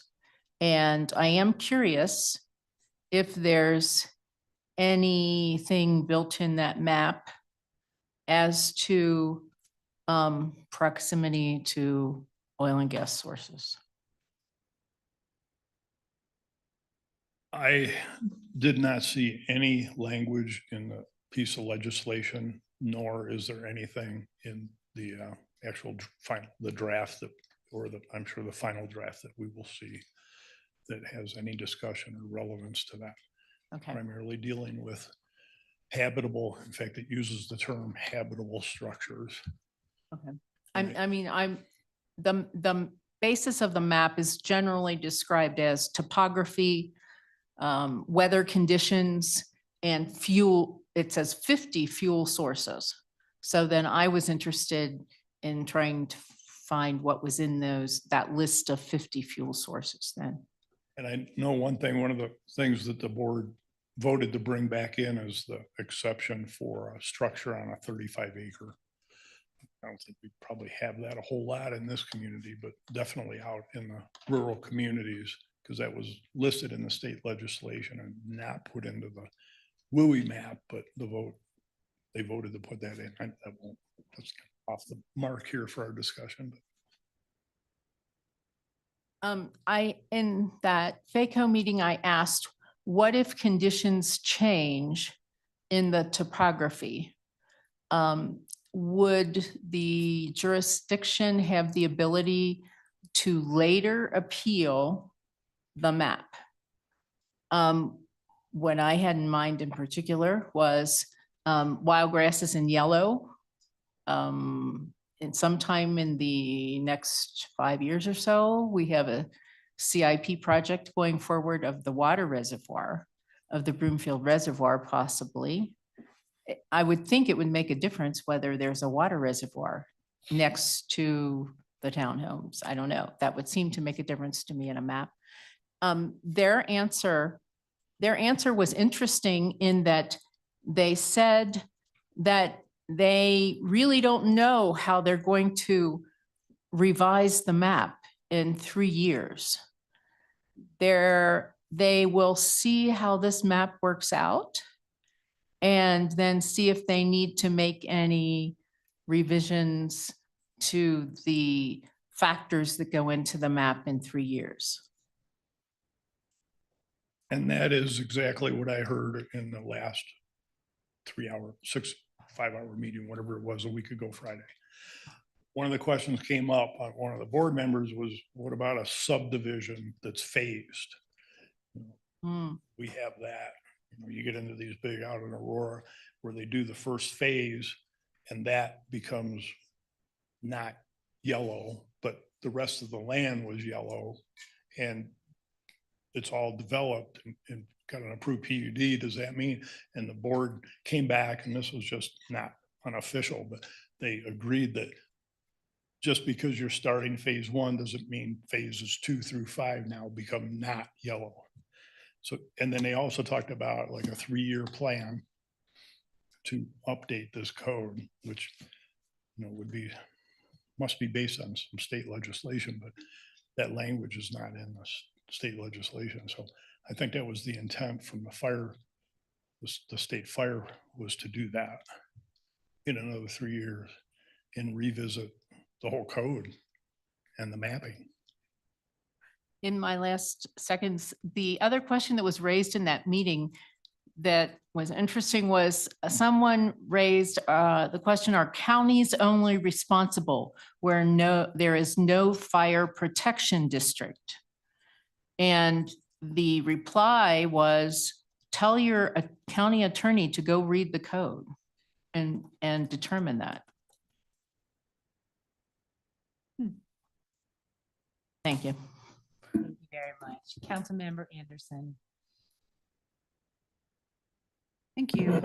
Actually, I still have a few questions left after everyone else here still. So I have, I think you started to answer this one on the inclusion part, if you're in the yellow or the orange. If your house fall, and hopefully we do our own map and it's more concrete than this one and we can do some exceptions, but if your house is half in the orange and half out, is it in your property is partially in the orange? Like what is this? Did the state give a determination on what portion of your property has to be within that color? If it just touches on it? Is that? It is all, okay. That hopefully will be defined in some of the rules, but if it's not, then I would suggest that we, being Broomfield, could make our own determination and make a policy of what we would do. I mean, I think I'd have some support possibly from the attorney's office, but. Okay, so you have to be determined, but we could potentially, if it's just touching on a portion of your property, you could say that's excluded then, and that would be our policy. I'm Maybe. going to say that would be my suggestion. I can't commit to that without seeing how we end up with what the final version of the language and the actual code is. And then we'll be able to, our staff with attorney's help to figure out how to deal with those types of properties, half in, half out. So we don't just say, well, if you do the front half of your house, you got to comply, but the back half's okay. I mean, that would seem pretty weird. Yeah, and it's also just all hexagon, so it's like, it's not. It is. It's not that. So I agree. Okay, so on the original map, when we first started talking about the WUI, we saw maps and one of the residents sent us in that map again, showing it was really the western half of Broomfield was high fire risk, high wildfire risk. And now we're seeing, I was expecting to see very similar to that as we were looking at this map. And that one, that was wildfire risk. This is other factors. But then this raises the question of, and some of the spreading of the wildfires is going to be through the open space, and yet they have no requirements. So I know we kind of upgraded some of made some changes to say we're going to mow certain portions, like west of Anthem Ranch, that was really critical, mow that every fall. that's still, that has nothing to do with this code and that remains still Broomfield's decision? Like, do they have a reason why they wouldn't care about the tall grasses on open space that could then bring that wildfire to these properties? Is it just completely not part of this discussion? I don't have an answer of why those particular areas fall in the exceptions that are listed, whether it's the open space adjacent to, I mean, one would think that's where the fire is gonna come rolling across, but we could never get that answer. We posed that type of question a few different times through the public channel. Not able, and I didn't hear anything addressed with the board in the recent meetings over the past 2 months. So I don't have that answer. Okay, so that would still just be whatever Broomfield decides to do, and the state has no concern about the spread of wildfires. That would be correct. So we could choose with our parks folks or work with Boulder County if they have adjacent open space. I mean, so that would be something that would be above and beyond the minimum, because this is a minimum. It seems major, but it is just a minimum set of requirements, just like any of our other adopted codes. And we can always make it more restrictive if we chose to in different sections. And then I think you started to answer this with one of Councilmember Lim's questions on like the oil and gas locations and exemptions, but is this just from the standpoint of open space, high density neighborhoods, the oil and gas on our open space, which, you know, would be areas of concern? There were no specific exemptions. Those just happened to not fall within these areas.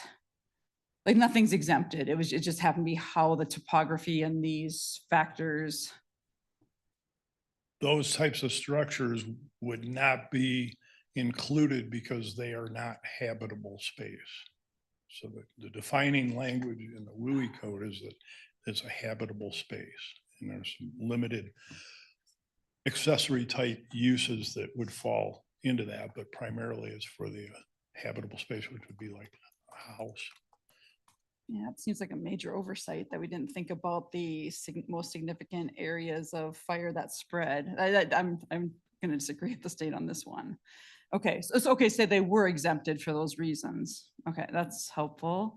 And then on the inspections and enforcement piece, is the state enforcing, or is the state saying Broomfield needs to enforce, or who's going to go out and inspect and enforce these properties?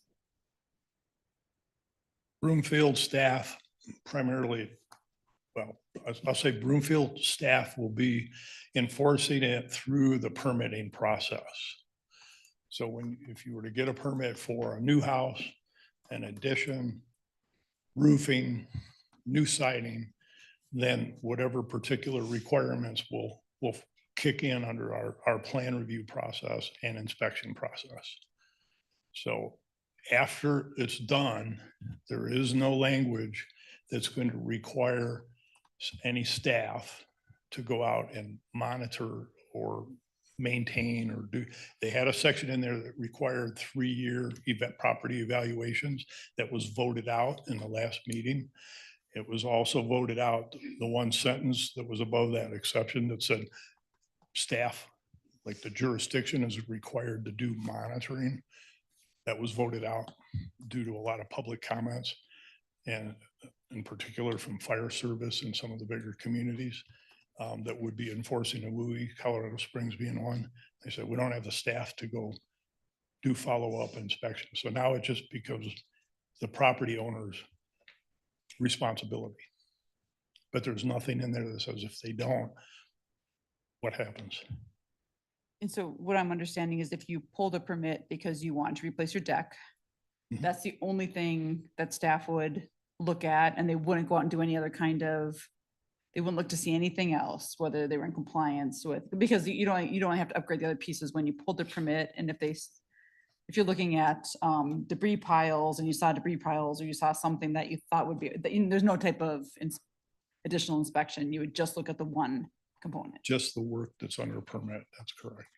Okay. Just like any other permit in a house. So we do a permit, say for a water heater, we go downstairs, look at the water heater, make sure it's in compliance. We're not walking around the rest of the house going, what's that room? what did you do?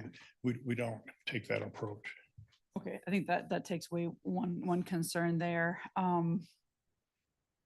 And I think that here's another one too, where the state kind of didn't think about what they were doing because now some residents may choose not to upgrade an older deck because now they have to replace it with something different. So there may be a point where people don't repair things.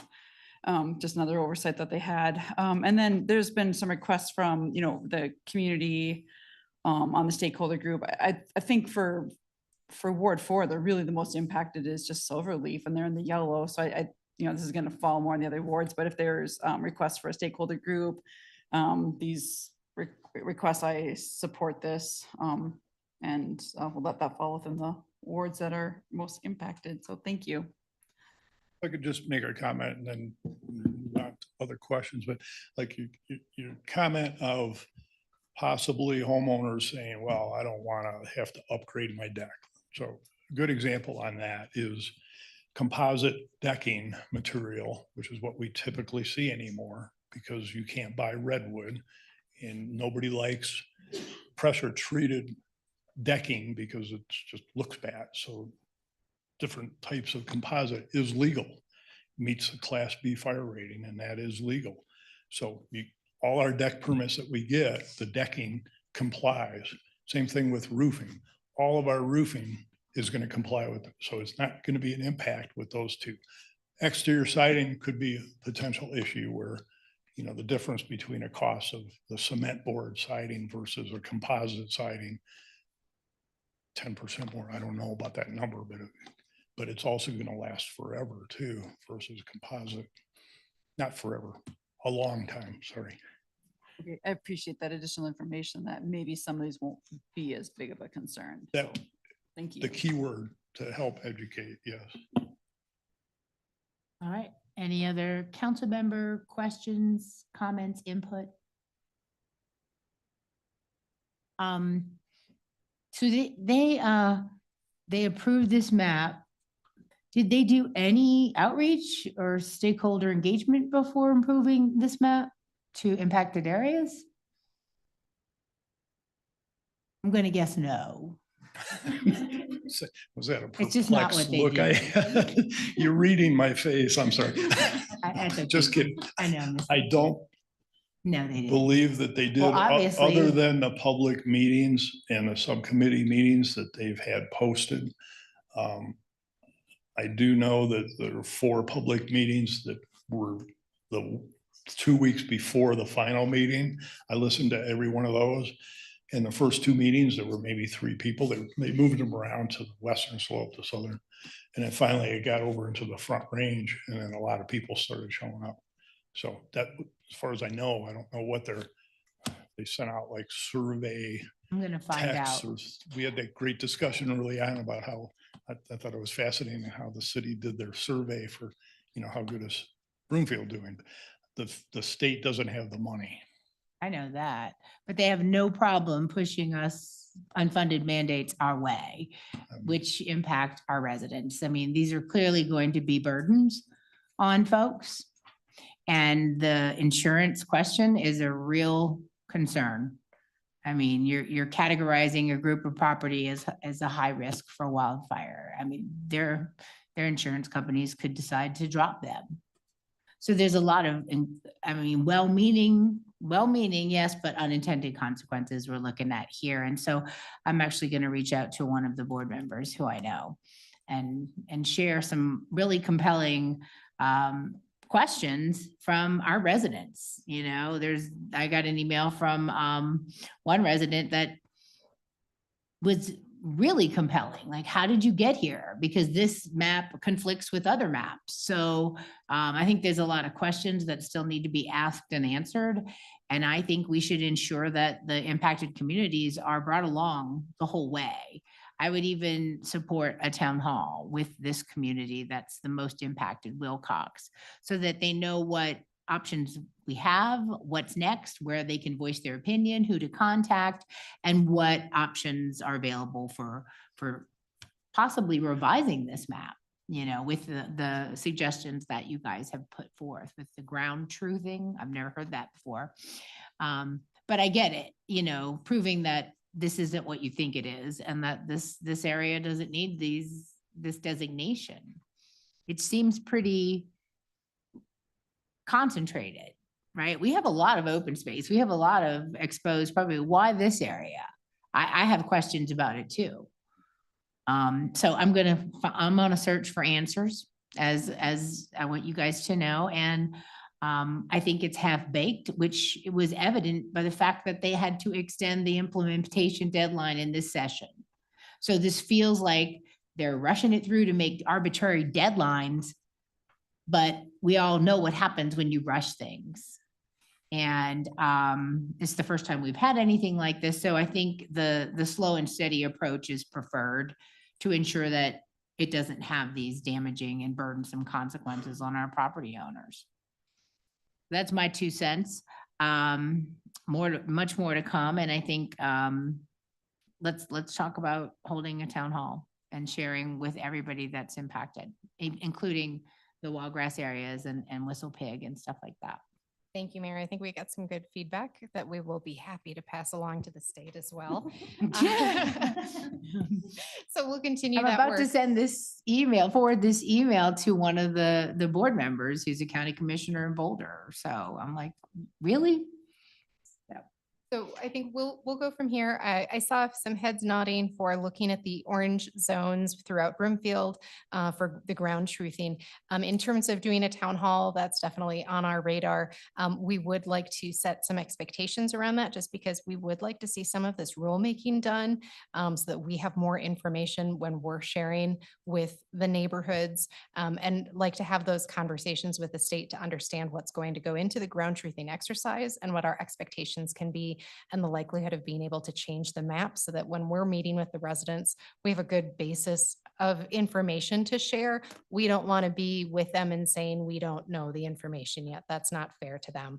So just wanted to make that aware. We will plan that, but it may not be for a couple months so that we can have that information, have a plan in place for the ground truthing and continue the conversations, but it will be well before the ordinance is brought forward in the beginning of the year. But we'll have to make some plans around that. And some of it depends on the next few weeks and when we finally get the published final WUI plan as well. That's July. No, actually, the final WUI plan, I think we were hoping for it last week, but it didn't come. Yeah, they had promised the final draft based on the last meeting voting last Friday. And it's not there yet. We're hoping to get that this week sometime. Okay. I guess today's only Tuesday, so it could be this week. we Fair. hope. So yes, they're delayed again in producing. Well, I would like to make sure that the impacted residents receive the information as soon as we do. And I know that there are some residents that have an email list that can make sure most people in that area would get the information. So it's Ms. Pounder. So we can keep you guys informed as we get more information. And we really appreciate you writing in. It means a lot and it matters. So thank you. Mayor, could we add to the direction Absolutely. in terms, I'm not clear still on the map and how it was determined. And it wasn't really covered in the memo other than they adopted the map. So could we get back to the council, whatever information is, what is this map and how they determined what is orange, what is yellow? Because it's really remarkable to look at it. Maybe it's a wind tunnel. I don't know. That's why our section is and areas to the north have nothing. But also what our options are in terms of either postponing implementation. You know, if there's a legal way we can postpone this until and question the map, because that's, I don't know what it says in the legislation. Does it say just adopt the map? And it doesn't say anything beyond that and leaves it up to the board and determine that. So it'd be nice to get more clarity on that if we can, and as well as options that would we potentially could take, because it does seem like, as the mayor said, they kind of just slipped a map in and said, check the box and said done, without taking into consideration how that map was made. And the idea that it could change in 3 years is a huge flaw that needs to be addressed as well. So I don't know if we need another session. I don't know if we're ready for a town hall, because I think there's some legal questions that need to be addressed in terms of our options to stop this until it's figured out. Right, thank you. Councilmember Henkel. Thank you, Mayor. With all the lawsuits towards the state right now, it wouldn't surprise me if there were, I'm not saying on behalf of us, but I'm just saying that this is very, very hard on a lot of people. And I imagine that it's very hard on regions where, they never asked for this. And also, part of this is the definition of what they use for the maps. Is it national? Is it state? What is it? And then let's get some specialists, if we can, at that meeting, and maybe less of a town hall and more of a true input discussion on the mapping, as long as people are informed. We have a massively intelligent and engaged community. And I feel like we owe it to them to give them all the information, and that we have the information as well. I don't want to be an expert on all of this, to be quite honest, and nor should we ask our residents, but I think that they should know at least, the definition of why they chose these types of maps, what went into it, and then what we're missing too. I do know that there are some areas that we plan on developing that we might need to include in the map. So what we're including, what we're not including, and then the information needed to assess that. Thank you. All right, thank you very much. Councilmember Lim. Thank you. That question seems rather basic, that when the administrator of the Wildfire Resiliency Code Board yesterday morning could not definitively answer, our county is only responsible where there's no fire protection district. I mean, she said, talk to your attorney, county attorney. So that seems like a very basic question to me. I don't understand why the administrator of the Wildfire Resiliency Code Board could not answer. Our county's only responsible where no fire protection district exists. So I just like staff to make sure we have a clear understanding of the answer to that question. We can follow up on that. Okay, thanks.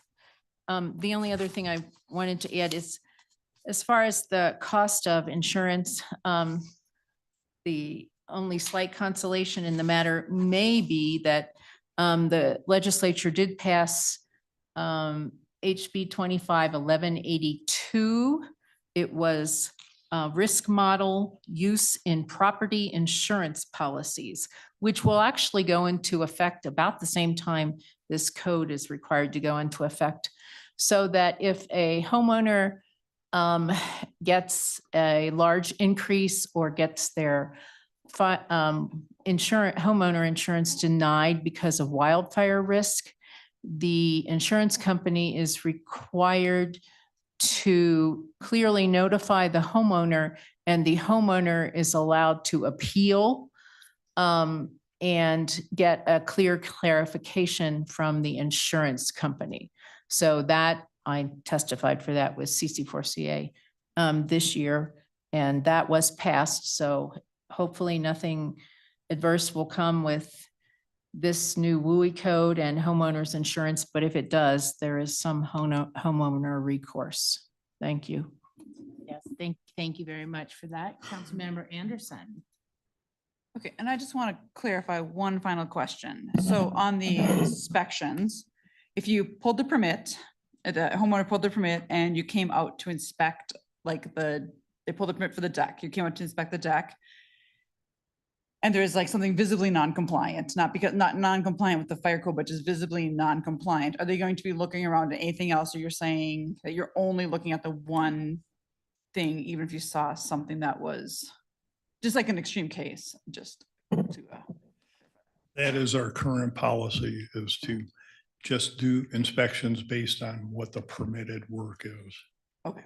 Now, with that being said, let's say a extreme example, and we're out doing a deck inspection and we look at the existing covered porch and there's electrical wiring hanging all over without wire nuts or anything, then my direction for my staff would be to identify that as a potential life safety. But that would be an extreme example. not minor things, just if you saw something seriously not safe, that would be a Correct. different, okay, that's completely different, but okay, that's helpful. Thank you. All right, thank you very much. So I sent that email to one of the WUI board members, who's also a Boulder County Commissioner. And she just called me and I said, I'm in a study session. So she texted me this. I was responsive, right? She said, the good news is we got the state law changed so you can submit your own map. Is that the ground truthing part? Yes, Mayor, that is the ground truthing that would exercise that we would be going through and then adjusting the map accordingly. I think there is another process where you could hire an expert to do the map. I'm looking over to Mr. Pate. I think there was something along that line. But again, that particular process, we were more concerned with the costs that would be incurred. We have no idea what kind of consulting would be looked at there. We felt like the ground truthing, being able to focus on key neighborhoods, since Brimfield only had limited areas that were provided in the map, would be our better process for adjusting the map. Well, she said she got outvoted on a lot of things. She wasn't in favor, but she's only one member. But she said, please have your staff forward all of the complaints and feedback to the full code board. They need to see how it's going. So make sure that we compile all of this really good, valid concerns and questions to them. And I'm chatting with her tomorrow morning. So anybody else on this? Okay. Well, thank you all so much for the conversation and stay tuned. Let's go ahead and take our 10-minute recess since it's 8:01. We'll be back at 8:11. Thank you.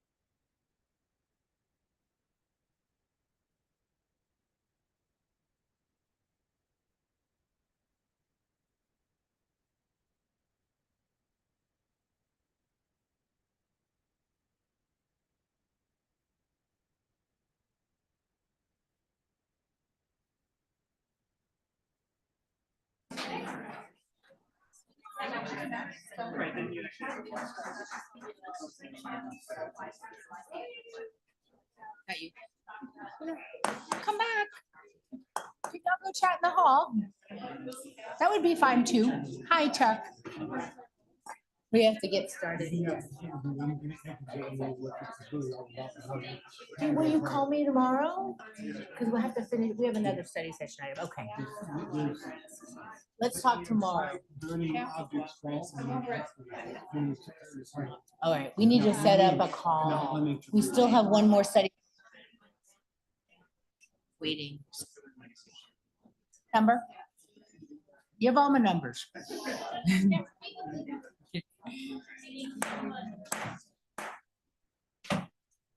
Welcome back.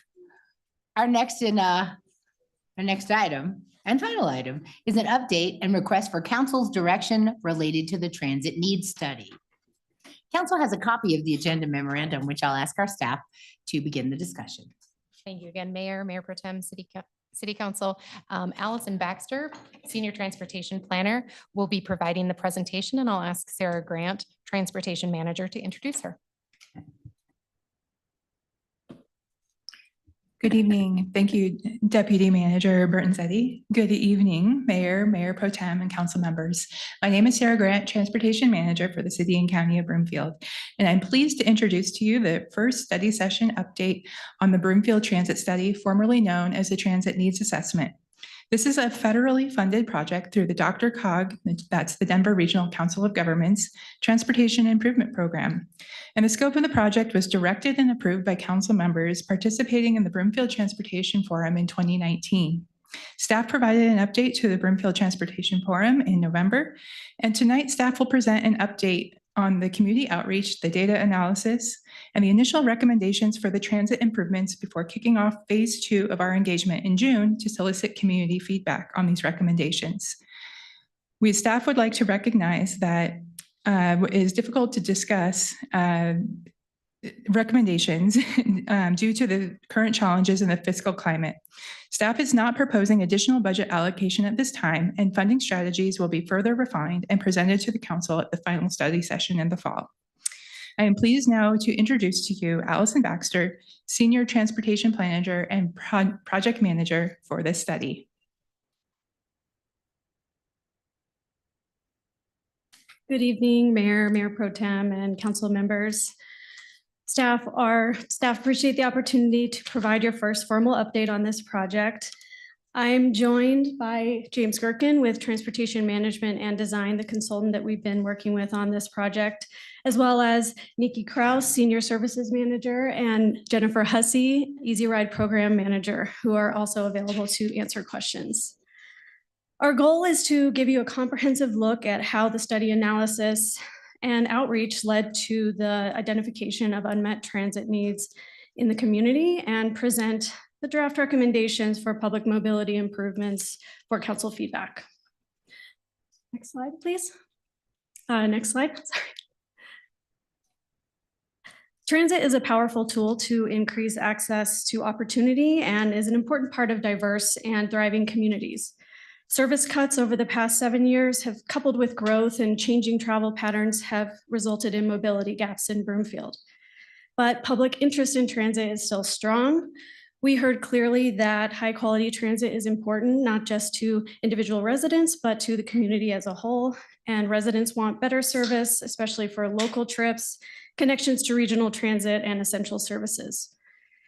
Improved transit access supports Broomfield's broader mobility goals and its effort to be an inclusive, age-friendly, and sustainable community.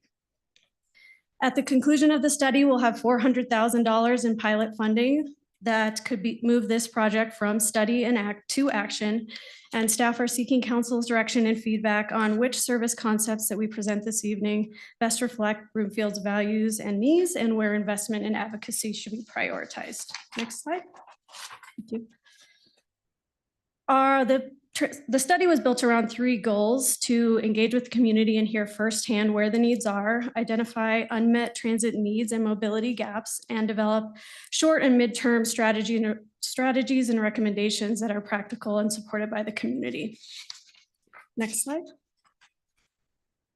We began the study in the spring of last year and have just completed the first major phase, the outreach and needs analysis that informed the draft recommendations we are presenting. This summer, the project team will take those draft recommendations to the public for review and refine the recommendations based on that input and bring to council a final plan in the fall with the mobility pilot anticipated in 2026 and beyond. Next slide. We used a multifaceted approach to meet people where they are, both in person and online, and we're able to engage with over 3,000 residents. We conducted 18 pop-up events across the community, conducted 3 focus groups with human service providers that work with some of Broomfield's most vulnerable residents, including individuals with disabilities, veterans, youth, low-income families, and 4 surveys with over 1,000 responses, 2 community surveys and 2 transit customer surveys. This outreach gave us critical insights into public mobility needs and helped shape the draft recommendations. Next slide, please. We heard that people want better access and to better local bus service with connections to regional transit and shopping and jobs, and that there's an interest in reviving suspended routes, specifically Route 128 or something like it, and also that there's strong support for bike and pedestrian improvements in first and last mile access to improve access to transit. Next slide, please. The project team conducted an extensive analysis of community trends and travel patterns. We divided Broomfield into 5 study zones based on natural barriers, the built form, and land use characteristics. And we found that there's strong trip demand to and from South Central Broomfield, coupled with high transit propensity. And transit propensity is influenced by population and job density, vulnerable populations, walkability, and travel demand. We also found that regional commuter travel is a smaller share of overall travel, and the regional services that RTD currently provides generally meet those demands. There's also high levels of intercity travel to neighboring jurisdictions, including Westminster and Thornton, and specifically destinations to the east. Next slide, please.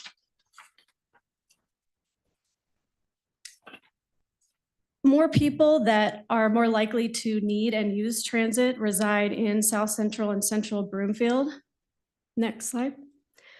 Unfortunately, due to service cuts, these areas have the fewest transit options today, and currently 80% of Broomfield's land area is not within a half mile of fixed route transit. Next slide. So this is a look at the existing transit service. RTD serves Broomfield with 4 local routes, 3 regional routes, and 3 flex ride service areas. The routes in Broomfield are generally lower frequency, except for the Flatiron Flyer that runs every 15 minutes. FlexRide is an on-demand microtransit service that offers local trip connections within its respective FlexRide zone. And Broomfield Easy Ride that is operated by Broomfield Senior Services Division that provides trips for adults 60 years and older and adults with disabilities. And that primarily operates in Broomfield, but provides regional medical trips. Next slide. So based on our analysis and the outreach, 3 needs have risen to the top. Local circulation. FlexRide is very helpful, but it's not enough to meet the demand. The service hours and capacity are currently limited, and many trips are too spontaneous or too frequent to utilize that on-demand service. There's also no fixed route north of 120th Avenue, and this creates gaps in areas with the highest transit propensity. The service for older adults and people with disabilities, there are a few other communities in Colorado that are able to provide a service like Easy Ride. And Easy Ride is doing great work with the resources that they have. However, demand for this type of service is likely to increase with the growing percentage of older adult residents. And this is a trend that's happening at the local level and the state level. So transportation resources may be needed to ensure that these residents can maintain their quality of life. And finally, weekend and evening transit service. Travel demand On weekends is very similar to on weekdays, and travel doesn't stop at 6 p.m., but less transit service is offered. And many people need transit service outside of the traditional Monday through Friday peak service. Next slide.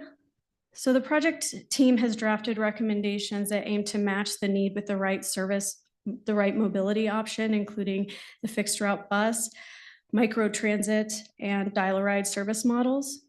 Next slide. The focus is on cost-effective improvements that can be phased and scaled based on demand and coordination with RTD. So to address internal Broomfield circulation, the study is proposing proposing a new fixed route community connector route and flex ride service enhancements. To improve mobility for older adults and individuals with disabilities, the studies recommend investing in Easy Ride operational systems and staffing. And to increase access to transit on evenings and weekends, the recommendation is to add weekend service and extend evening hours on the flex ride. Next slide. So at the center of the recommendations is the fixed route community connector. This is a new route, but it builds on the former Route 128. It's been redesigned to better link key destinations in the community, including the US 36 and Broomfield Station, where 50% of all transit boardings in Broomfield occur. Neighborhoods with high transit propensity, schools, including Broomfield High School and Legacy High School, Broomfield Fish, municipal services, and shopping and job centers, including commercial destinations on 120th Avenue, and Orchard Town Center or the Westminster Walmart on 136th Avenue. We're presenting two route options, each with trade-offs. Option 1 connects Orchard Town Center but doesn't have a Civic Center loop. And option 2 includes a Civic Center loop but has an alternative terminal location at Walmart on 136th. Staff welcome your thoughts on which route alignment would best meet Broomfield's needs. Next slide. As we've mentioned, the current service levels on the flex ride are insufficient to meet demand. The 3-zone structure limits travel options. For example, a resident living in Anthem would not be able to complete a trip on the North Broomfield flex ride to get to the community center. So they would not be able to complete that trip because the flex ride vehicles have to operate within their zones. We'll note that RTD has limited service for flex ride expansion. Staff work with FlexRide staff who are open to incremental improvements to the service, but these changes would need to be phased and would be based and dependent on resource availability. Next slide. To improve FlexRide operations in Broomfield, staff are proposing increasing service span by extending FlexRide hours and adding Sunday service on Sunday, increasing service capacity by adding vehicles on Saturdays and at peak times during the week, and also consolidating zones to simplify the service and increase connectivity. Next slide. For Easy Ride, right now, Broomfield Easy Ride prioritizes trips for medical and nutrition purposes, but there are demands for other trip options. So enhanced operational systems and staffing would boost Easy Ride's capacity to offer a wider range of trip options to a larger number of clients. The recommendations are to enhance operational systems, to potentially implementing fixed route style scheduling for high demand trips, and upgrading technology, routing and dispatching technology, and vehicle hardware. And also to invest in the staff and transition non-benefited driver positions to benefited positions. Next slide. We've also identified supportive strategies that will complement the service improvements, including walkability and first and last mile access to make it easier for people to get to and from transit, work with regional agencies on long range planning to support regional mobility goals, and increasing transit education and marketing to boost rider confidence and ridership. Next slide. As we look at implementation, funding is a key consideration, and we do acknowledge the fiscal climate is constrained in both locally and regionally. We've designed these recommendations to be scalable, strategic, and eligible for outside funding sources. Staff are exploring grant opportunities through RTD, CDOT, and DRCOG. The RTD Partnership Program is a new grant to help local communities implement transportation pilots. It provides $900,000 in pilot funding for 3 years. And under this program, RTD may consider incorporating the pilot into its network if it meets service standards. Of course, there is a risk in initiating a new pilot if RTD ultimately doesn't want to assume long-term operation, which would leave Broomfield responsible for either sustaining the service or discontinuing it. Finally, any changes to the existing RTD fixed route services that touch Broomfield or within Broomfield are bound by RTD's planning processes. They're currently using the system optimization plan for service improvements. They plan to update the system optimization plan next year. They're calling it a comprehensive operation analysis, and this will be a key opportunity for Broomfield to advocate for improved service. And this study will provide a lot of the information that we need to participate in that planning process and advocate for service improvements. Next slide. And looking at preliminary cost estimates for the draft recommendations, we'll offer the perspective that compared to typical investments in transportation infrastructure like road widening or interchanges, transit enhancements are relatively low cost and small investments can have a big impact. We have $400,000 in pilot funding that can be used for transit operations. So the options would be a small scale mobility project or to leverage that funding as a local match, particularly with the RTD Partnership Program. For the Community Connector, based on our preliminary cost estimates, additional funding beyond the pilot funding and RTD Partnership Program funding would be needed. And additional grants such as through the DRCOG TIP or other state and federal grants would require additional local match. So to be transparent, the Community Connector would require future investment decisions. And as a reminder, we're not requesting additional budget allocation or council action at this time. Staff will continue to monitor these grants, and with the final report, we'll bring a detailed financial plan and more refined cost ranges. Next slide. So our next steps will be to conduct public outreach again this summer, refine the recommendations based on that outreach, and we'll be returning to you in October with a final plan. Next slide. That concludes our presentation. We appreciate the time and are happy to answer any questions. We have 2 core questions for consideration as council provides feedback. Thank you. Wonderful. Thank you all very much for your work on this. I'm excited to have the conversation since, as we just saw, mobility was the second highest priority from our most recent community survey, beyond public safety, which I already knew. So who wants to go first? Councilmember Ward. Thank you, Mayor. Thank you, staff, so much for the presentation and for the work you've done over the past year and a half, something like that. The first question I have is, as it relates to your first question about which route for the fixed route service would we want.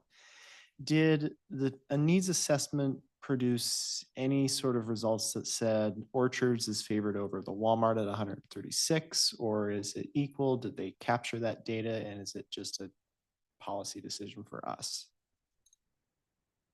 I'll ask James to jump in on this, but we did a travel demand analysis using replica data, and both of those locations were very prominent in the external trip pattern analysis. I'm not sure on the exact number of trips to each destination.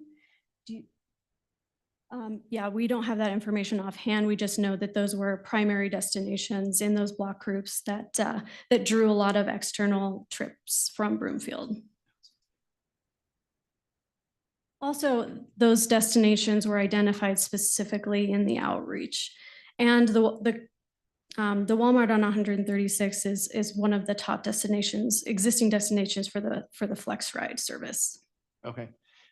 Is there a way in which we could combine the two since they were so prominent, and based on the routing, it looks like you really go by the Walmart at 136 before you head up to Orchards?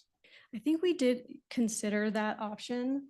It's hard because we'd have to turn around in the Walmart parking lot, and there's no exit from the Walmart parking lot. It would be, James, do you want to jump in? Yeah, sure. Happy to.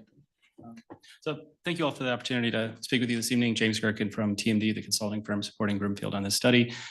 So a key thing we approach with service design for a bus route is ensuring that it operates at a consistent headway or interval all day. And within that, you're bound by how far a bus can travel before it has to turn around and then repeat the cycle on the next trip without, varying frequently. So when we looked at it with the likely resource allocation of 3 buses for these options, it led to a kind of either or decision where we couldn't have both Walmart and Orchard Town Center, couldn't have Orchard Town Center, and the 10 minutes it would take 5 in each direction and go around the Civic Center loop. So kind of forced some trade-offs, and that's why we wanted to present these 2 options to you and to the public in the coming months. I mean, since this is designed, it seems like to be really a fixed route service and not your traditional flex ride service. And it's already going to make the turn from 136 onto Orchard Parkway. Couldn't we just stop right at that intersection? And yes, people would have to walk across 136, which isn't necessarily pleasant, but it would still provide an option to get there without having to do the whole loop and take up time. Yeah, that's a good idea. And we haven't decided on the exact stop locations, but I think that is a flexible piece of this, and we can definitely take a look at that. Okay, great. In the presentation memo, or not the presentation, in the memo, it stated that you wanted to use a more traditional cutaway style vehicle instead of what people normally think of as a 30 or 40-foot bus. Is there a reason that we chose that vehicle over a traditional bus? And speaking from experience, the cutaways are not as pleasant to ride in. I'm just gonna state that from my own experiences and being a bus driver myself. I believe we chose that bus model due to the anticipated ridership. I'll pass this off to James as well. Yeah, thank you. That's a great question. So, I mean, I think we approached the design and concept for this potential route as, either being future RTD local bus service or a privately contracted service paid for by Broomfield or, supported by grant funding. And, I think we're open to different vehicle types, but as Allison said, I think, the expected demand, for members of the public who are less familiar with transit, I think the smaller vehicles can be a little bit more approachable or friendly, or it also can prevent that appearance of empty buses going around if you have a smaller vehicle. But also, considering it would likely be a private company doing the contract operation, they may only have the smaller buses in their fleet, but if there are larger vehicles open, the routing would be on streets that can support a larger full-size transit bus. And, we expect a ridership that would warrant that size vehicle, that probably would be the best idea. But at this phase, that was just kind of preliminary thinking around the smaller vehicle. Okay, thank you. And then kind of last question on this piece of the presentation. Did RTD identify what its standards would be for it to take over operation of such a service? And at what time, like what year would they actually start looking at that data to quantify whether that is something they would be willing to do or not? It's my understanding that RTD is currently updating its service standards for each service tier. I know that with the RTD partnership program, we're required to track the performance of the pilot. And so they would be looking at its performance throughout the life of the pilot if we did apply for RTD partnership funding. Okay, thank you. And then my next questions really go to the flex ride aspect of this presentation.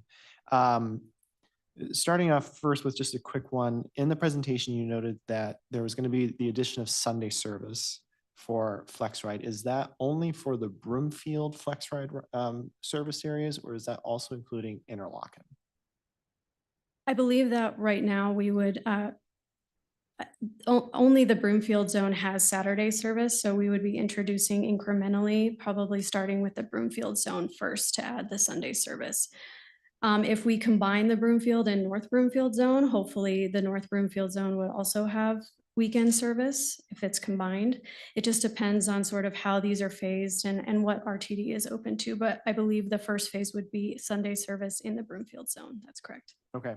I'm going to go back to the consolidation in a bit, but to continue on with that service expansion, is there any plans to implement weekend service for the Interlochen area? I think that is something we can look at, and we can assess whether or not that's something that RTD would be open to. We can, Yeah, sure. Happy to offer some perspective on our kind of informal conversations we've had with RTD staff as we've been developing these concepts. I think, they thought as kind of a preliminary, more interim step, the consolidation of the north and main Broomfield zones made more sense. They perceive kind of a different use case or higher weekend, likely only weekday only demand, more so in the Interlochen zone. But I think, they're very open to, hearing, the ideas brought forth by Broomfield is supported by this analysis and data and, with a caveat of the resource limitations of what could be implemented or not. Okay. And then the last part for the Interlochen Westmore service area. The entirety of the Skystone neighborhood is not within the service boundaries of FlexRide, which makes it challenging for residents in Skystone that want to use the service. They have to walk to where the actual service area is for the app to actually register them to get picked up. Getting dropped off is usually easier because the drivers just make exceptions and drive through. And I've been trying to get RTD to expand that route for a couple years now. Is there any way we can put more pressure on RTD to just expand that minor boundary? that's something we'd absolutely have been talking to them about for a number of years now. We definitely recognize that having service in the Skystone neighborhood is important. We recently were able to work with them to get Via Vara included in the FlexRide area, so that was a big win, but we can definitely continue those conversations. Okay, great. And then going back to the consolidation aspect. So I use FlexRide sometimes, and I live in the Interlochen Westmore FlexRide service area. It's not very flexible and it's not very reliable, to be honest. Many times I can't get a trip. Is there a concern that by consolidating particularly all three FlexRide service areas in Broomfield into one, that either that problem will persist or will be exacerbated because we're not necessarily increasing vehicles to I'll say on a 1-to-1 ratio, even though that's probably not the best analogy. Absolutely.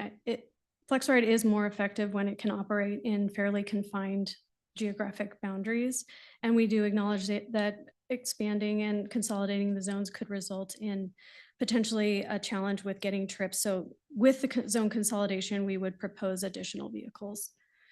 And James, do you want to expand on that?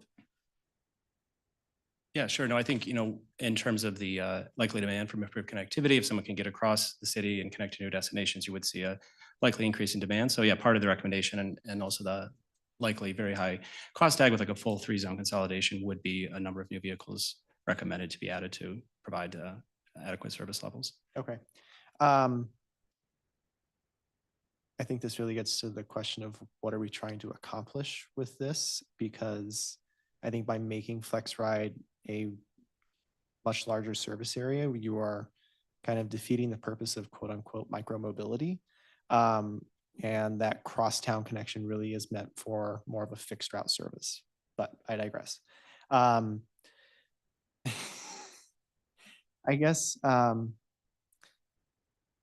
the only other question I have is of the 3 options, particularly going to question number 2, where we should invest and advocate, where should that be prioritized?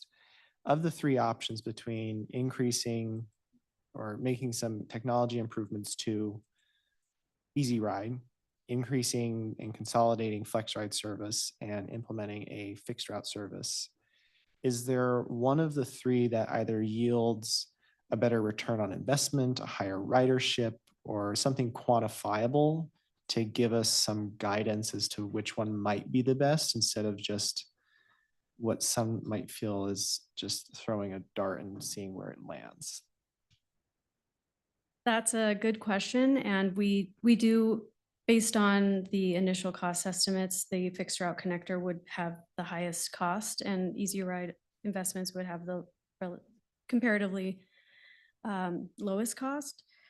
So in terms of the value on investment, I think it really just depends on the needs of the community, and we're hoping to engage with them to help understand really what the desire is. And so we're going to be asking that question of the community in the upcoming public engagement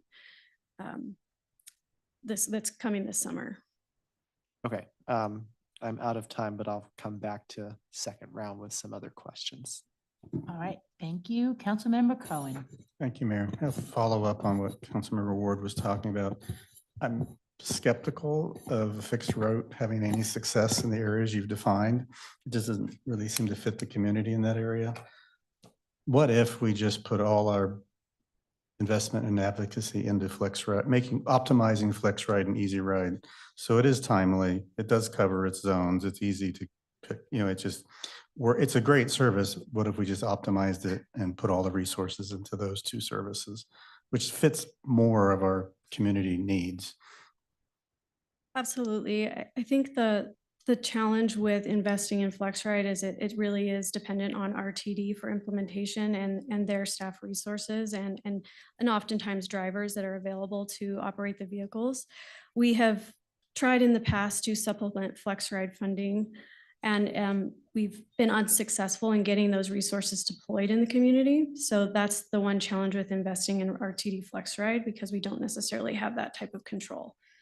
With Easy Ride, that's more of a targeted rider market, and so it has less general community benefit. It would obviously provide a benefit to adults 60 years and older and adults with disabilities, but again, that is a subset of the community. Well, considering how difficult RTD is to work, and they can't even expand to Skystone, which seems fairly obvious on its face, do we put more effort into Easy Ride? And, those type of direct on-demand trips are just going to increase as the community population ages. And we have far more people over 65 who are going to be needing these kinds of services, who are not going to get on a bus and go to Walmart if that's the only stop. So I'm reluctant to put more into buses because I don't think there'll be anybody on them really. But I see a need to make the services we have, especially Easy Ride, better, because I think they serve a really good purpose. And that's it. Thank you. All right, thank you very much. Councilmember Marshall-Olson. Thank you, Mayor. I'm going to take the exact opposite track as Councilmember Cohen, actually. Some questions I have is, one of the concerns I have on this map, I know you said it was a starter and we could expand it, but I noticed that it doesn't include Baseline, the Center Street district that's going to come up in the near future.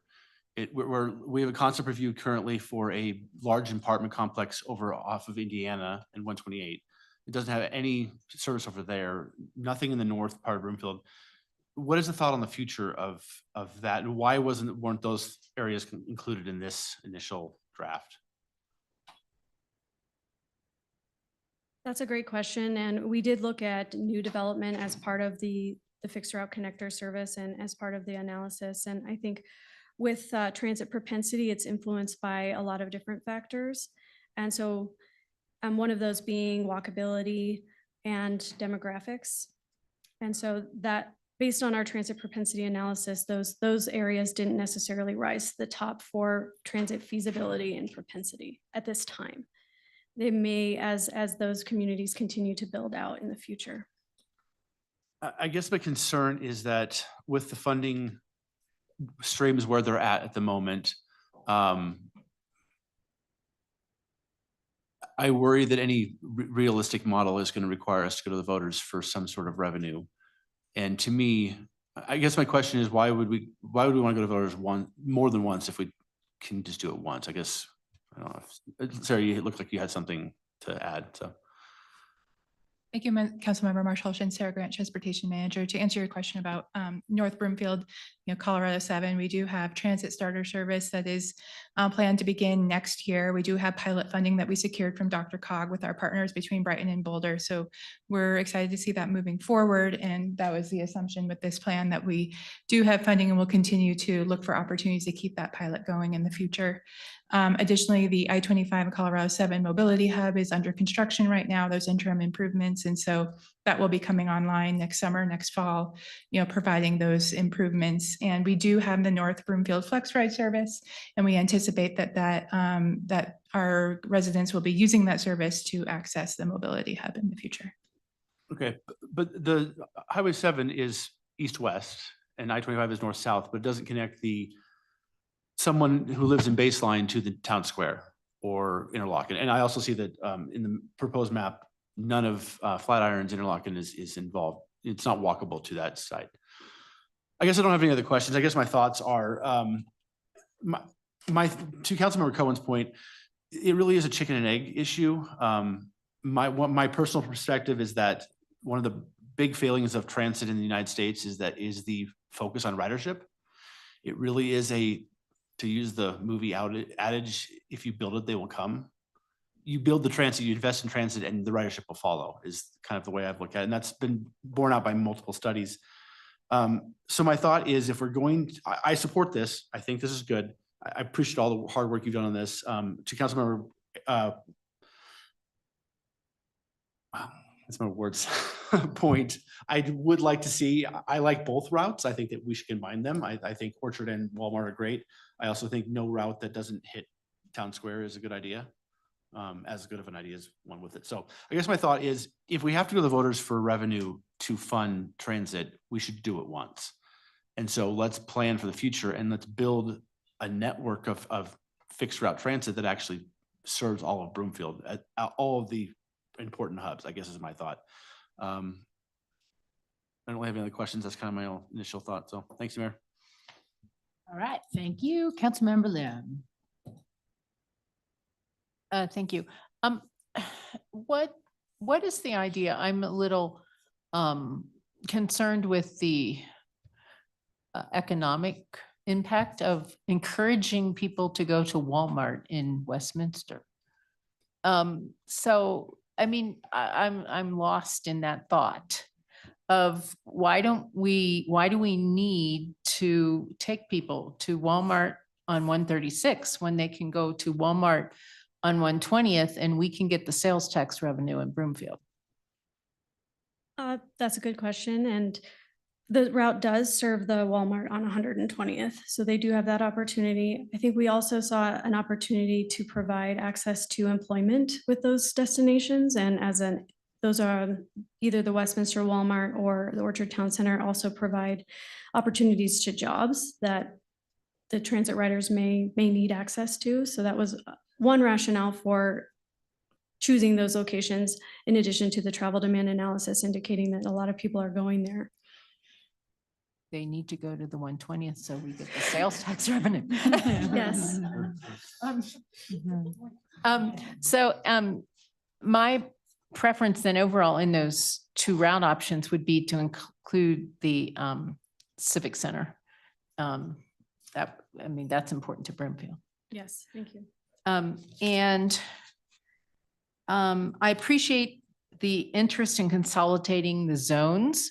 I think it's limiting the North Flex Ride is limiting that it doesn't go south or doesn't go west. It's not helpful to get to the flyer or anything like that. That's what I've encountered. And I agree with Councilmember Cohen that I think we need to take a look at how our population is aging and how that demographic will be more apt to use transit. And I think that would be in enhancing the Easy Ride services. So that's my inclination as to where to invest in any future pilot program. Thank you. All right, thank you very much. Councilmember Anderson. Thank you. And I had that same question about why are we taking people outside of Broomfield to spend their tax dollars? So I appreciate the clarification that it was also for employment. Is the thought that do we anticipate that if we're stopping at the Orchard Mall that we're going to pick up ridership and bring them back into Broomfield? Or is it really solar, sorry, to Westminster. Okay, so, are we anticipating that we're going to bring, residents back into Broomfield too? Or is it just like, so they would be sending their tax dollars in Broomfield? Is it really just the one way to get our residents to their place of employment? I think the idea is really to get Broomfield residents to the employment and commercial destinations. I'll ask James to answer that as best he can as well. Yeah, I would say that, you know, we would expect ridership to go in both directions. I mean, someone is, you know, traveling to the Westminster commercial destinations for employment or shopping, they're making a return trip. You know, around Orchard Trend Center, there is some multifamily housing. You know, could see potentially people coming to Broomfield for whichever reasons, if they do work here or shop here. You know, I think the demand probably is, you know, Broomfield residents shopping or working in Westminster, but you know, we'd expect travel in both directions. Okay, thank you. So I guess I like Councilmember Ward's idea of the bus stop, just let people off and so they can get to the 136th Walmart and then continue on. So I'd be okay with that option. The zone consolidation, I was thinking that's a no-brainer, but now I hear the concerns about additional buses and expenses. So I don't honestly know, but I looking at the zone, it's like you're pretty trapped if you're in the north section because it's all residential. It's really hard to get to the places you want to go. So from that standpoint, I think we really need to move to at least a couple, like maybe we can do 2 zones or something overlapping zones or something to get a little further. But I definitely think we need to move away from those segregated areas. When I look at that map, it seems like such a void on the north side, but it's so, but it's exciting to know that why did we not include the starter service? Was it just too far behind that it didn't make it onto this map? Or is this only what we have right now, not what's coming? But it feels like once we see the starter service and the mobility hub up at I-25 and Colorado 7, that's going to look a lot more equitable. And so this study's really primary focus was local Broomfield travel and in short and midterm 1 to 3 year and 3 to 6 year implementation. And yes, we obviously had the starter service in mind as a way to address transit gaps in North Broomfield. And so that is something that we can look at to incorporate in the final plan document, noting that there is service on Colorado 7 once it's been initiated. Okay, so once it's initiated, we'll start to see it. And I think we're going to see some changes in patterns of as baseline growth is built out and we see that density coming, I think we're going to see a huge change. So I appreciate that this is like a limited scope. So I don't even know if I answered any of your questions. And the other thing I wrote down here, and it hasn't even came up yet, but we need to ensure we are getting our share of the SB 24-230 production fees on oil and gas, because we do have oil and gas in Broomfield, and I just want to make sure we're getting our shares. That's right. And that is it. So hopefully I gave you some direction. Thank you. Absolutely, thank you. All right, thank you. Mayor Pro Tem Schaaf. Thank you. So I was on the Broomfield Transportation Forum when we discussed this project. And one of the conversations that we had was that return on investment and the idea of the cost per trip data. Do we have in these different scenarios, the new fixed transit line, the Flex Ride, Easy Ride, and potentially, Uber, Lyft rides? Do we have what that cost per trip data would be? Yes, I believe we have general ideas, general estimates on that, and I'll have James answer that. Yeah. I think we don't have those numbers in front of us presently, but in terms of existing services, that data is out there. RTD tracks that closely among a number of their other metrics. In terms of the measures of potential success for any future service, that would be dependent upon ridership projections, which aren't scoped to do as part of this study at any kind of like technical specificity. But that would be something to consider as what is your likely return on investment, but would require some projections of how many people would use it relative to the projected cost. Okay. All right. Thanks. So I guess, that would definitely be something that I would want to know is a little bit more of in terms of what that cost per trip is. I mean, from when we were discussing, the different options for what transit could look like in 2019, those vary greatly in terms of what that cost per trip was. So, and another piece that we discussed was Uber and Lyft options. How do we utilize that private transportation market within more of this fixed transit lines? And so how does fixed transit overlap with other mobility options such as Lyft and Uber? And can we utilize that more to the benefit of Broomfield residents? We have been looking at utilizing TNC options like Uber and Lyft as part of the recommendations, specifically for trips outside of Broomfield that may be longer distances. Right now, that's not included in the recommendations, but it's something we can look at further. And you mentioned longer distances, but why wouldn't we be looking at shorter distance as well, just going from one side of Broomfield to the other?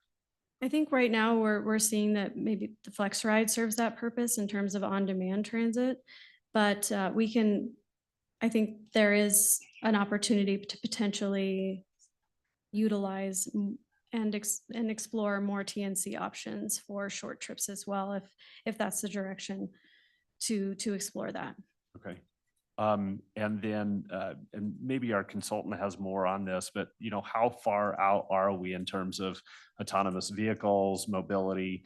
I was in Phoenix this winter and, got to see Waymo driving around all over the place. What are those projections in terms of filling into this market within Denver metro area? And is that a viable option for Broomfield as well? As part of the study, we really limited the mobility toolbox to Dial-A-Ride, Microtransit, and Flex Ride. And so we tried to match the unmet need with those three mobility options, but we could explore, I'm not entirely familiar on the feasibility of autonomous vehicles and their deployment in Colorado specifically. I think they're most suited for areas without a lot of snow, but I'll see if James has any thoughts on, but yeah, that's my general idea and knowledge of autonomous vehicles, that they haven't really been done in Colorado to the extent of other more temperate places. Okay. All right. Thanks. That's all I have, Mayor. All right, thank you very much. Councilmember Henkel.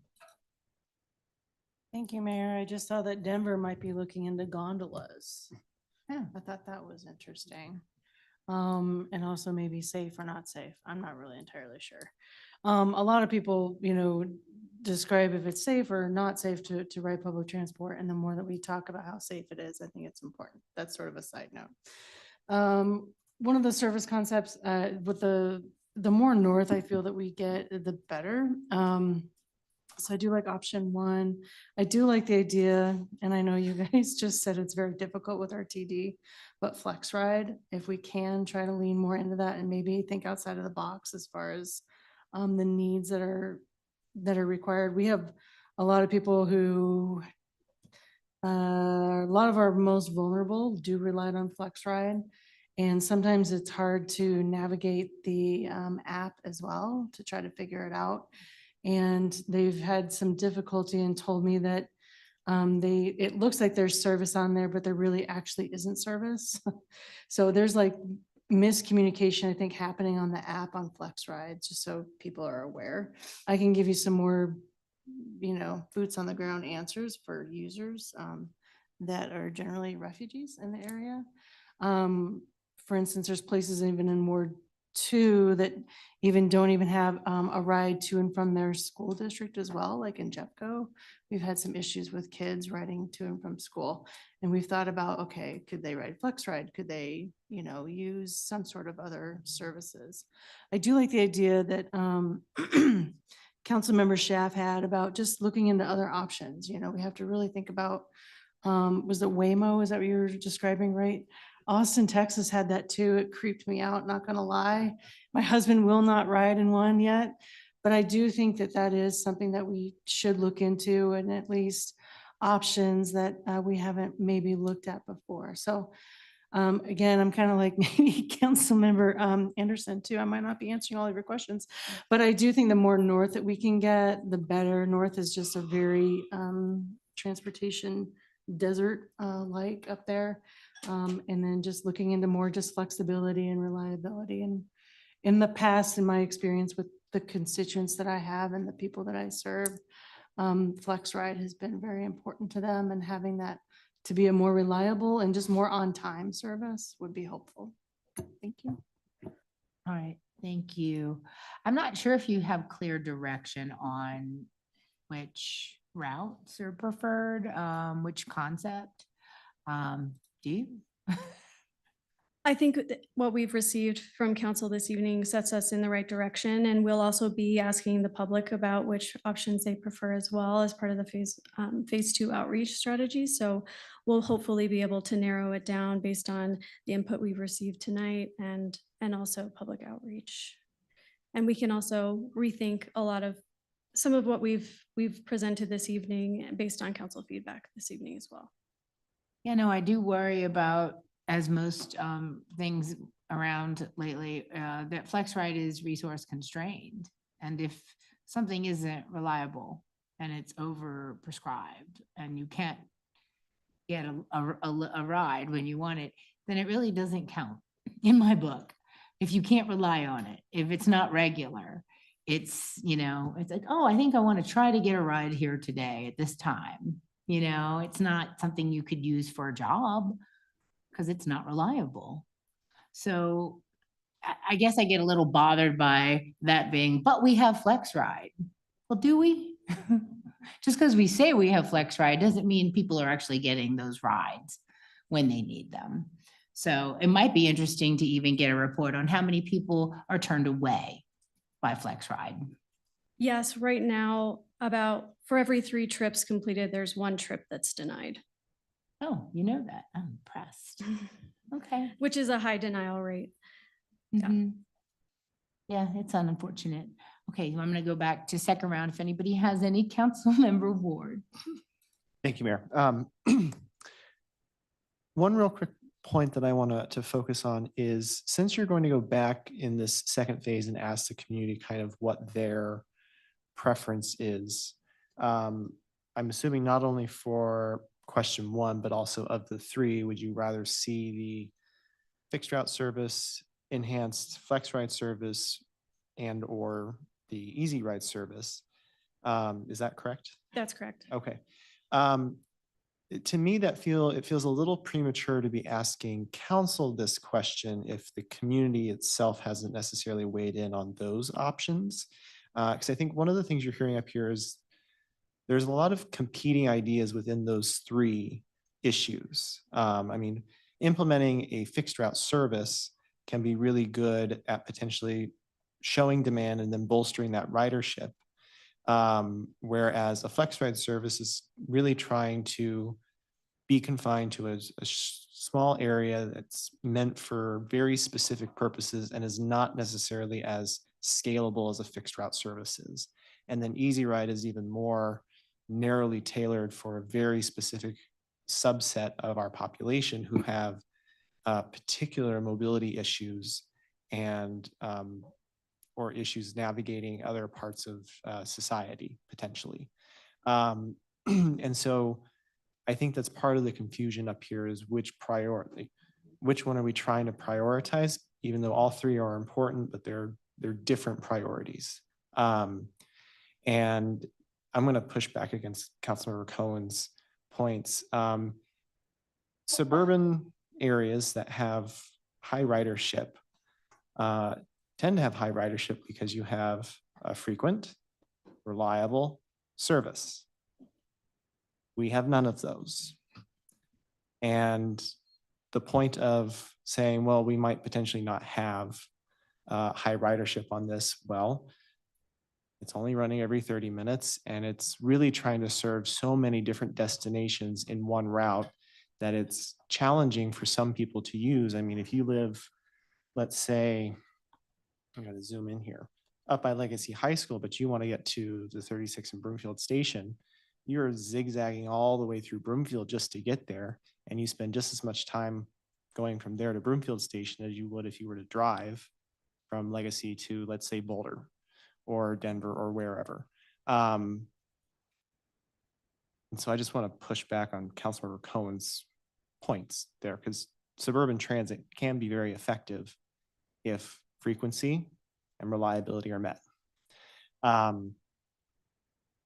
So I think those are just some of the points I wanted to make, because I mean, even for us up here who really want to see more transit, I'm conflicted with which priority to prioritize, because each one is different. Do we want to reduce vehicle miles traveled and greenhouse gas emissions? We need more fixed route service. But if you want to increase mobility options for people that really have very limited mobility, well, then you probably want to do more of the easy ride service. And that's a fair point, and we acknowledge that they are competing, and I think they really would just be complementing. We aren't necessarily saying choose one, but we would just like to understand what the highest priority would be, because it could be likely that we could work on all of these different priorities simultaneously. Okay. I think for me, my highest priority is getting more fixed route service, and allowing those mobility options and garner that support for building more fixed route services, and then building on kind of that easy ride service that's more of the niche. All right, thank you very much. Councilmember Marshall. I'm just going to reiterate what I said before. I agree with Councilmember Ward. And if we're going to go to the voters, if we're going to have to go to the voters for funding, let's go bold and do it right. So, thank you. Yeah, the funding part, always fun. Councilmember Cohen. What's this vote we're talking about? This is a what? What's this vote we're talking about? It's not a vote. It was. No, I mean, this going to the public for tax money. Well, that's not on, that's not. Very future. Okay, just to clarify. I would just say that, well, I appreciate, yeah, frequency and reliability do a lot, but I have a hard time believing people in Ward 5 are going to take a bus to Walmart. It's just not their pattern. And the community is so spread out that you'd have to walk a long distance or go and park your car to get to the bus station to take the bus. And to your point, you could already have driven there. I think it's just a high bar to reach that I don't think will be successful, but I would still prefer to see us really optimize these on-demand services so they deliver what's promised. All right, thank you very much. Any other feedback from my colleagues? Don't see any. So is there anything you want to wrap up with, or you're good on Yes, thank you very much. Oh, thank you guys so much. I appreciate this, and you know, whatever we can do, I think we want more, we need more, and we're open to being creative. So thank you all very much. And tomorrow we are actually having the groundbreaking for the I-25 Highway 7 Mobility Hub, which is the start. It's proof that we will get starter service on Highway 7 next year, right, Sarah? Right. All right, well, that concludes the items for this evening's study session. Is there any other business to come before the council from my colleagues? All right, seeing none, the study session is adjourned. Thank you very much.